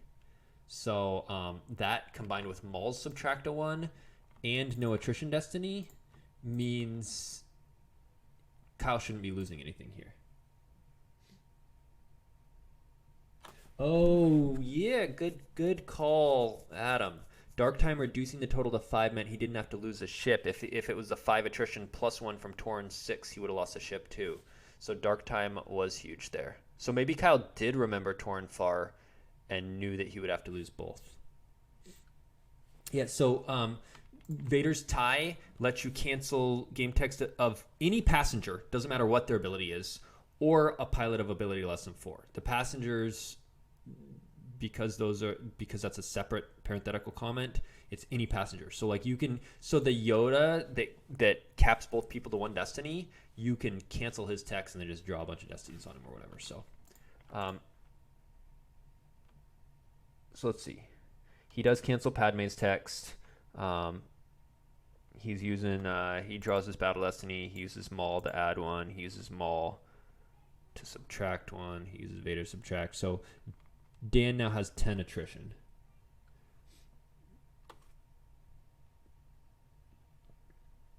Yeah, Vader's tie is really good. So now we see Torn Far and Padme die, and I think probably Profundity is just going to have to run in space, and Kyle's going to get to draw.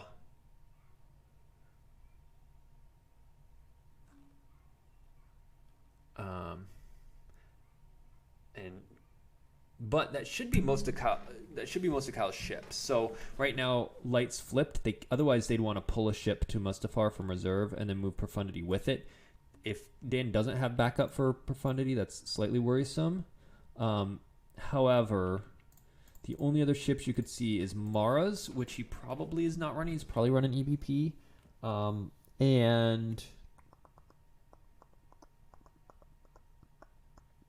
I don't know. Would there be any other ships?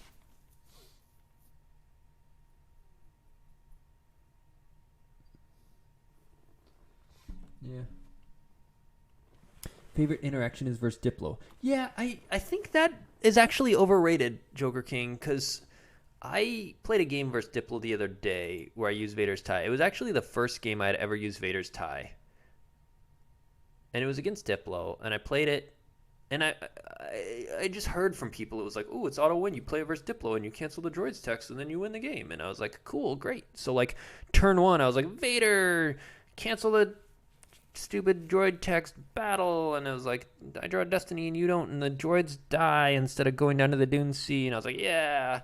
And then his turn, he goes Commander Nara to the Dune Sea and, like, some other schmoes on the Tantive and shuttles up. And I was like, oh, yeah. You just deploy another dude and shuttle up. Like, why did it matter that I killed the droids? Like, instead of shuttling up the droids, he had to play another guy, which is like, yeah, I mean, it's annoying for him that he has to do that. But, like, why does it... It's not an auto win the game. Like, I don't see Vader's tie as this big, like, amazing thing, because you don't clear the Tantive. You clear the droids, and they die instead of going down to the Dune Sea, but, like, the Tantiv's still there, meaning they can still just drop someone and shuttle up. I don't know. It didn't seem that big a deal to me. It's fun to see him go lost. Okay, fair enough. If that dude, if him just like relocating over and over annoys you, and you're like, I can kill him. That works. Kyle consolidates ships here, and I think that was unnecessary. We just, between Vader subtracting 2 and Maul subtracting 1, and then being immune less than 5, they're essentially immune less than 8. I can't see him cracking those. So your 2 Destiny, you're immune less than 8, like, and your Destiny is +1 with Baron to the total, +1 with Maul. So your 2 Destiny +2 versus his Destiny -3. He's not attacking into that. There was no need to consolidate to move over because he's going to be running. Whether he's running, all you did is you allowed him to move and block the Kashyyyk drain. Now maybe you've got Grand Moff Tarkin in hand, and so you're like happy if he goes there because then you can. Ooh, now this is a problem. Dan's lucky he had that in hand. He obviously can't pull right now, but that is gonna let Dan drain for free and drain 3 there. Does he have any weapons? Can't overflow him, need a lightsaber. Oh, if he goes to kill Maul. Yeah. Theoretically, the only weapons you usually see in this are sometimes an EPP Luke, but we know that's not there because of this Luke, or Baze, but then he'd need to track a 7, which he doesn't have, I'm sure, because Maul can subtract 1. So if he draws a 7, Maul subtracts 1 to a 6, and then Baze adds 1. So you need a 7 to hit him with Baze. That's not going to happen. So without any other weapons, since you can't overflow him, Maul's never dying versus no idea. So we see Evac played, and Bodhi, and Ensign Chad, and Rey. Every time I say Ensign Chad, I think of a Family Guy scene where they're like making fun of Star Trek, and they you know how Family Guy does the like little cutscenes or whatever, and so they cutscene to a little animated Star Trek. And it's like Captain Kirk, and he's like, all right, going on this mission with me are Lieutenant Spock and Dr. McCoy and Ensign Ricky. And like the dude's wearing like a red shirt, and it's making fun of how the red shirts always die. So he's like, Ensign Ricky. And Ensign Ricky's like, crap. And every time I read Ensign Chad, I just think of him as like a red shirt guy. He's like, Ensign Chad. He's just on the mission to die. Yeah, only chance is to crack Maul's immunity without a weapon, and Maul is immune less than 5, and he can subtract 1. So he's essentially immune less than 6. So yeah, Maul's not gonna die. So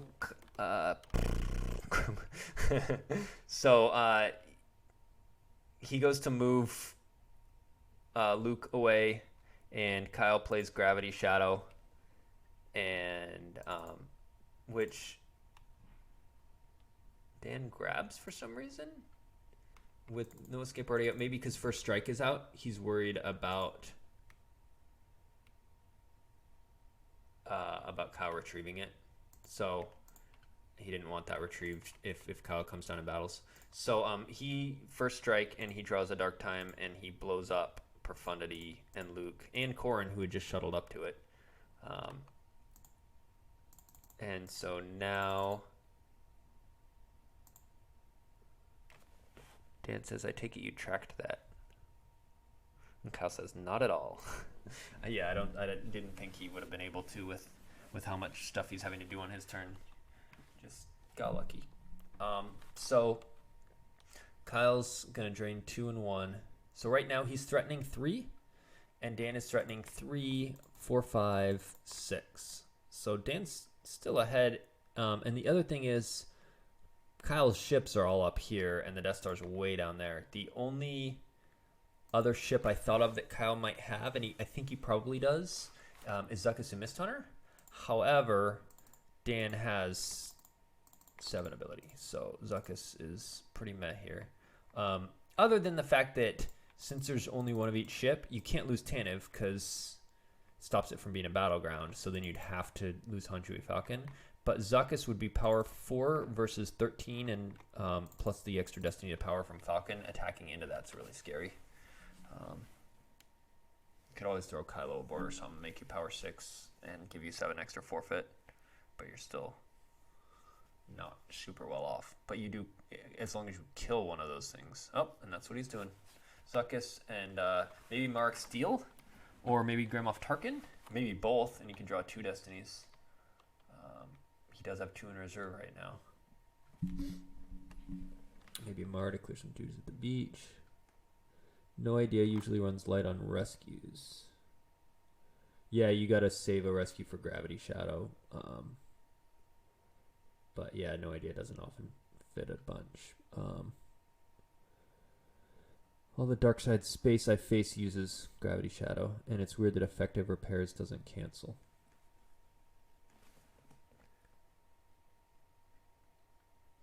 What in the F is that? Oh, is he going to docking bay transit her somewhere free to drain for 1?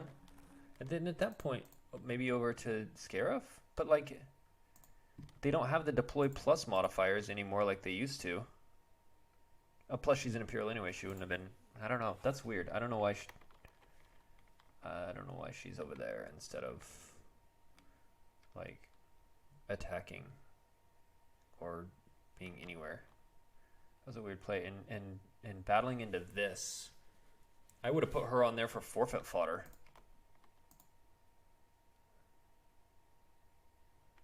And Dan evacs, so now Kyle can't even use Maul to add and subtract 1.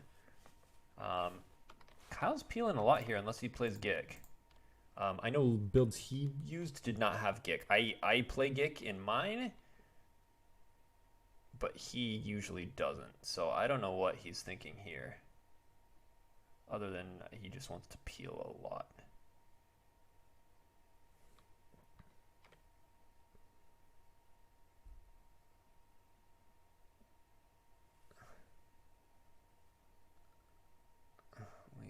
Maybe he gets lucky and Dan draws low. Kyle plays Cold Feet, pulls Vote of No Confidence. Sure.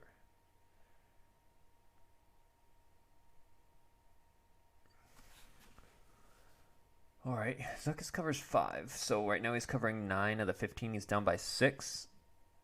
He draws a 7. So now he's up by 1, counting his forfeit. So he needs Dan to draw a 1, and he won't peel. Anything above 1, he peels. He draws a 3, so it's going to be Zuckuss and 2. And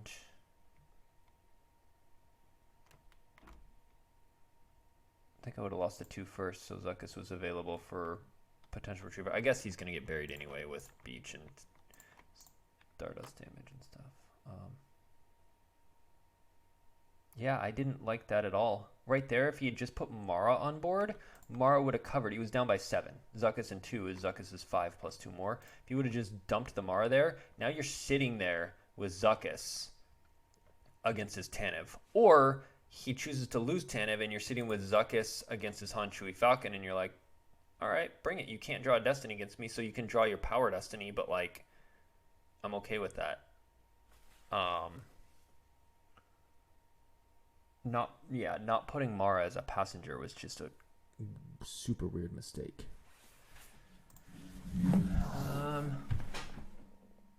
Dan is at 21 in life force and 4 in hand, makes 25, and he needs to win by 13 plus. So Kyle needs to cause 12 more damage. Luckily for Kyle, there's no Luke still retrieving. If that Gravity Shadow hadn't blown him up or stopped him, like if he had drawn a 3, Luke moves over to Mustafar. Right now he retrieves one. Like, Dan would be in a really good spot to just win the match if Luke hadn't been blown up. Because that ping retrieval.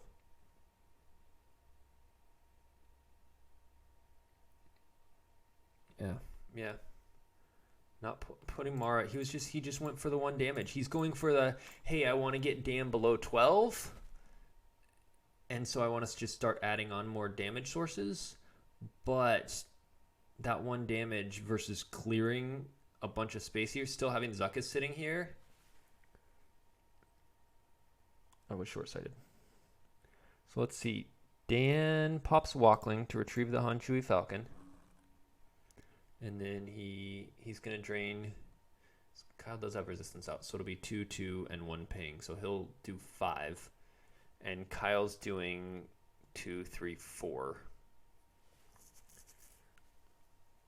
No Idea can be surprisingly resilient too. So Dan's still got 2 pseudo life force on evac control that are going to come up if they battle. Plus, it's got random ping retrieval with 10 min, which is annoying. I would guess that'll probably, if Dan saves force for secret plans throughout the game, we'll probably retrieve Dan another 2 to 3 force throughout the game. So, yeah. Lost the game visual. That's weird. Let me see.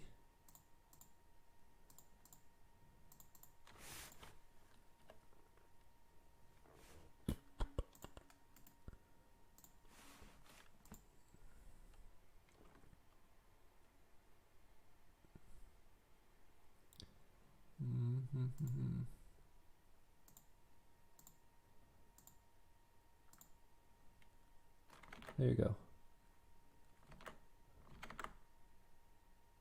Okay. I don't know what point that got lost, but Kyle moved over Mara after losing his Zuckuss in 2. And then Dan drained at the Death Star. He drained at Scarif. He pinged with Stardust. He just deployed Leia and Rey.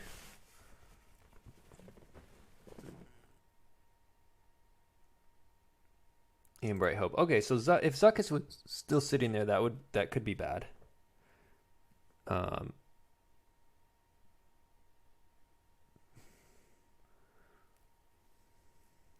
I need to get the first strike battle back into it.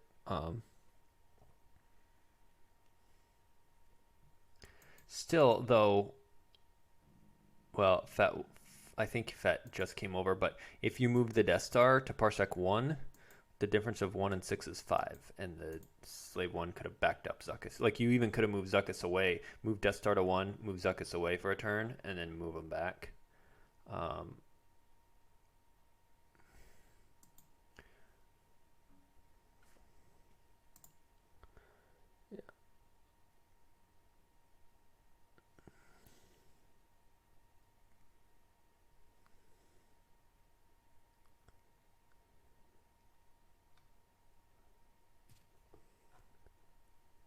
Okay, Dan's taking a restroom break. I don't like Leia here because Kyle can just battle into it and get free first strike damage. Like I think just with the Death Star in this, you're pretty far ahead. He does drop projection on there, which what's it cost to move here? 2 here requires +9, but from Death Star is free, and free is free. So it's going to take Kyle 2 turns to from here costs 3, so he pays 3 to go to the Death Star and then free over here, or he can just pay 3 and go over to Scarif, and which is probably what I'll do. Have we seen put all sections on alert this game? We have not. I doubt that's a card in the. It's not really worth playing. It's just a 6. Like, yeah, theoretically, if they've got Jedi Luke, you can turn off his so he doesn't have immunity and can't draw Destiny or whatever. But like, you're not really usually overflowing him. Maybe it lets you clear him, but he's still getting a swing through. You'd rather like have a force field. It's not usually worth a slot unless you're playing Brangus. Then you would probably want run 1, but they'll pull the shield. So, maybe. Why not put Mara at the Scarif docking bay? I don't know. Just give. I guess I do know. His plan is like, let me just get some more damage through. Let me just get some extra pings. Let me just get you below 13. And so if he puts Mara over there, there's incentive to deploy guys and attack it and take that over because Dan can drain there. Whereas like here, they're just like wasted dead guys. I guess they can transit away, but it's like he's fighting over a dead location instead of a live one.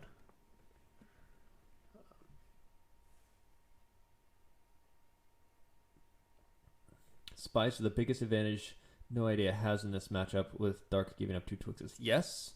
However, this Twix is meant to take especially with first strike on table because Dark doesn't take any battle damage there, so they can just attack into it and retrieve and stuff. I definitely would have put her at this Twix instead because then at least like Dark is risking light side being like, I decline battle Destiny, and then just comes down with like 4 dudes and overflows you. Whereas they're not risking that here. There's no risk to Dark. Light can't overflow here. So I don't know why you would go for this over this.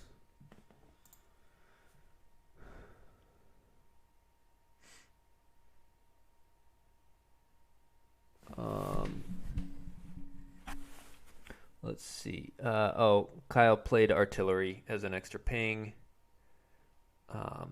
after he drained. Dan's already down to 14 life force with 5 in hand, so Kyle's looking good.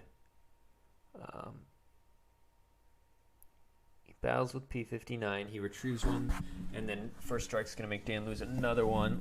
If he has Keep Your Eyes Open, he might consider playing it, but he'd have to lose Keep Your Eyes Open and a force to play it versus losing 2 to P59. It nets out the same, but then maybe she doesn't die because she has diplomatic immunity less than 3, so maybe P59 draws low, but Maul can add to it, so it's doubtful. So Leia gets hit. She's going to have to lose 2. Yeah, Kyle's got this match won. He was just too strong in space too early. That the one battle, first of all, the first space battle where he drew a 1, the troopers, indoor scout trooper group guys, that was a 1 became a 0 with Maul, and then drew the 5 for the Padme attrition, but then Kyle had the dark time to make it a 4, so that with Torn he only had to lose the 1 dude. So that battle was huge. And then the next battle where no escaped Baron plus Vader comes back, cancels Padme's text, draws 2 Destiny, subtracts from Light's Destiny. Light has to forfeit for 10, and Dark loses nothing. That was big. And now it's just been Dark just trading blows, basically. They're very similar. Kyle has 14 life force. Dan is going to retrieve with 10 men. So Dan is at 13 life force. That P59 took away some. Dan's at 13. Kyle's at 14. Kyle's at 4 in hand. Dan's at 3. So Dan... Kyle's up right now by 2. He's up 1 in life force and 1 in hand. But Dan's about to do let's see, resistance is out. So 2, 4, 5. So then Dan will be up by 3. But it's like they're going back and forth. Kyle's up by a little, Dan's up by some, like, but Kyle won game 1 by 13. So I think I hate this dark side almost as much as a broken concentration Watto. Really? What's NPE about this dark side deck? Like, the Gravity Shadow is annoying. I get that. But it's also pretty rare. It only runs 1 copy, and it won't necessarily blow you up. It'll just stop you. I mean, the dark, it battles a lot. It's aggressive. You gotta know how to deal with it. Oh, it's not NPE. Okay, I assumed that because you said you hate it as much as a broken concentration Watto, and a lot of times that is like they put back your force, and then you can't pay for Watto, so you have to lose 2, and then they put. It's just it's just so silly thematically. Okay, I can see that. They didn't. It's called Set Your Course for Alderaan, and Alderaan's not even on the table. There's no super laser blowing anything up. It's just like Maul manipulating from the. I like that it's a lot of big dark side bad guys though. You know what I mean? Like, you've got the Emperors out flying around. You got Vader. You've got Baron, their best, star pilot. You've got Fett's out bounty hunting. You've got Mara doing stuff. Maul's manipulating from the shadows. You basically got all these big bad dark side guys going out and doing stuff. That's kind of cool. Just like the movies, exactly. And Maul Trent, it's over. And we got P-59 coming over here. And he's not worried about P-59 getting cleared because Vader's also now at a battleground site. So he's got 2 battleground sites. If one of them gets cleared, he can still drain free. He just spread, so now he's... And with Vader being an Imperial, Scarif drain is increased. Dan's only got 3 in hand. So right now, Kyle's threatening 1, 2, 3, 4, 5, 6, 7, 8 damage next turn. Even if Dan can shut off, like... Let's say he kills Vader. Did I count this as 1? 1, 2, 3, 4, 5, 6, 7. 7. But let's say he kills Vader. That will shut off 1, 2 of it. That's still 5. Like... So Dan drains 2 and 2 and pings 1 with Stardust. You should put clouds on the Death Star. I don't think you can have clouds on a mobile system. I don't think any sectors can deploy like asteroid fields or anything. That just wouldn't make sense. Like, the Death Star would just move away and what the clouds come with it. I guess that could make sense if there was some kind of atmosphere, but why would it have an atmosphere? And then, like, if you put asteroid fields on it and then you move it away and they, follow somehow? I mean, sure, they could be in orbit of it, but it goes through hyperspace. Like, I don't know. I don't think you can deploy sectors onto mobile systems. Pretty sure that whenever they came out with the sector rules in Cloud City, they made that the case. Oh, Luke's back. Second copy of Luke. So that's going to start getting his... but he's already at 13 with 3 in hand. Melshi goes down. Okay. So, I mean, he's playing to win the game, but I don't think there's a way he can win the match. Because right now, like I said, Kyle's threatening 1, 2, 3. If he moves over to block Vader, it's 1, 2, 3, 4, 5, 6. And he is at 15 hand in life. Minus 6 is 9. So he'd be at 0 in hand, 9 in deck. Retrieve 1 with Luke would be 10. He's just too far down. Match play is grueling. It can be. Any Star Wars can be grueling. This isn't a particularly grindy match. It's been very interactive.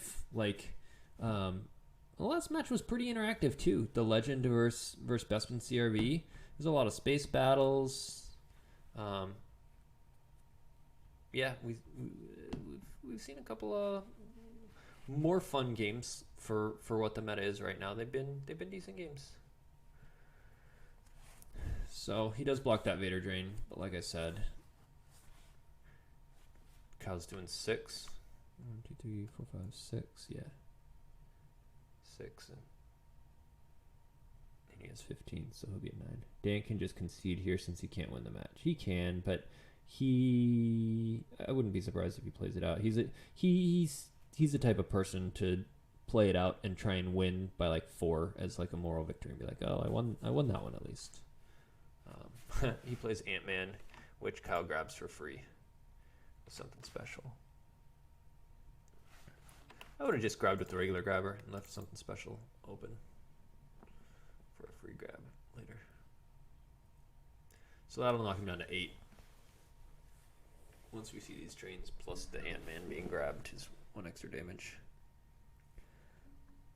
I think this is a really good practice for later match play, thinking about math and stuff. That's true. A lot of times... it was after the NPC last year. My team was talking about grinding diff is kind of a lost skill in the strength of schedule era. And someone like you, JagTech, won't have had a lot of diff practice. And so... when I was watching games in the NPC, people were playing the end game terribly and costing themselves like 2, 3, 4 differential that were like important differential that can cost you a match. And because they don't know how to play end games, it's like chess. How there's a whole end game philosophy. Like Star Wars has end game moves that you need to know and be able to play really well. And my team was talking about how that's kind of a lost art. And we're going to see a Dan concede See here. Melshi doesn't even get a Destiny. And Dan says, man, that gravity shadow was backbreaking. It Totally was. And so because of the strength of schedule era, a lot if you're playing in the OCS and you're way behind, right? Let's say they've got 20 life force and you've got 4. And you can grind for another 10 minutes and get them down to 19 or 18. Fuck it, you're not going to do that. You're like, GG, you concede. Like it would be almost a dick move to just grind that out. But in match play, if it's game 1, you want to grind them down from 20 to 19 or 18 because that differential can make a big diff. But we don't, and so you never get any practice at doing that. And so that's one area where old school players do have an advantage. Is we know a lot of the end game stuff. We know how to up our diff. We know how to reduce your diff, and it's a big advantage in match play. Justin said pretty much all in the NPC for me. Tied to Cy and lost on tiebreakers. So if I was more experienced with match play, then maybe I would bet there's diff between the two games, diff that you missed out on. It's definitely a thing. Oh, Adam, with the burn, and you know that used interrupts exist. Yeah, you do. Ouch. So background, earlier today I played Apollo for the GEMPC, and we were in game 2. He had won game 1 by 12, and I was at exactly 12 life force, and he typed in and he had less and lost overall between the two, and he activated his like 15 or whatever, and he's like, so if I drop, I went on tiebreakers, right? And I was like, well, here was your lost pal game 1, and he's like, okay. And he just starts like drawing and drawing and drawing. And when he gets to a couple cards left, I play a used interrupt that puts me from 12, what we were at, so we would tie, and then he'd win on tiebreakers, to 13, one more than his game 1 win. And he types in the chat ... And I guess he didn't know that I could play a used interrupt. It just didn't occur to him, rather. But that's kind of the thing when you don't, when you haven't played match play much. That doesn't occur to you. Now you always, from now on, when he's thinking about drawing up in match play, I'm sure he's going to take into account used interrupts as a possibility. Eric Hunter, after that happened with Apollo this morning, Eric Hunter shared a story when he was within our team Slack chat, when he was in the Kashik Regionals Finals in 2000. He was playing against Steve Brunson, and he lost game 1 by 20 or something like that. He linked to a tournament report. You can actually go back and find the tournament report on Steve Skilton's Deck Tech archives if you want to read it. I read it earlier, but I just don't remember the exact details. But he won game 1 by 20, And then he was going to win game 2 by more than that. He had like an Asp droid Ewok catapult on the edge where he's putting back 7s and then retrieving a bunch. He's going to win game 2 by more than that. But he just drew too many cards. And then Brinson activated all and just like drew up. And Eric was like, oh, you can do that. Like he didn't realize you can draw up. And now, of course, he will not forget that as an option in match play. So, like, those are the things you need to learn that, like, he didn't think his opponent could drop. He thought he was just going to be able to retrieve more, and he'd be fine, and he'd win the match. And then Steve drew up and won when Eric was at a little less than 20. And Eric could have just not drawn as much if he had realized that. So that's when Eric learned in match play, was in the finals of the Kashyyyk Regionals in 2000, like, your opponent can draw up. You need to keep your life force above the number you need. Or with used interrupts, and Apollo learned today. I kind of baited him, though. Like, I thought he might think about drawing up because he had activated it all, and so I went down to exactly tied with a used interrupt in hand. I would have lost one more in hand, but I was like, I think he might actually do this. Like, I wasn't surprised when he started asking the question about tiebreakers and started drawing up. So, anyway, yeah, there's lots of little things you can...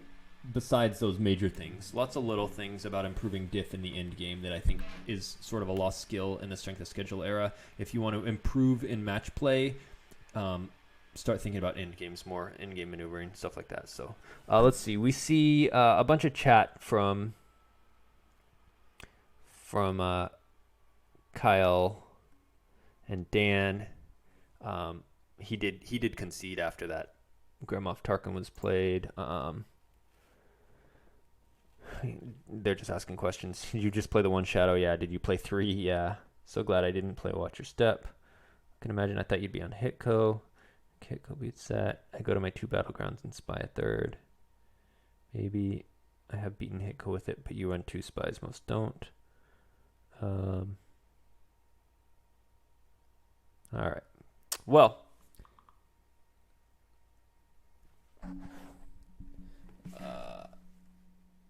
It's like practicing final table ICM stuff in poker. Yeah, that's a good point. Right. Poker with 8 people at the table is different than heads up poker. And so you need to be versed in both those if you're going to make it to the finals. Favorite interaction for diff is something special planned. Yeah. They're in the middle of drawing up and then you go, "Oh, something special planned," which it puts their your effect in lost pile to place their cards in owner's used pile to retrieve a ship. So even if you didn't have a ship, whether you did or not, whatever, they draw till all the way but 1, and then you go, something special planned, and you put that card into their used pile, and now they're like, oh crap, they're in their draw phase with 1 in their used pile, and they have to recirculate that. You get a whole extra turn to either put back cards or retrieve or whatever. So yeah, that's a cool in-game interaction. Joker King said he got hit by that last round. So then I played limited resources. Yeah, hey, thanks for hanging out, guys, for watching. Hope you enjoyed this match. Congrats to Kyle for advancing, and have a good night.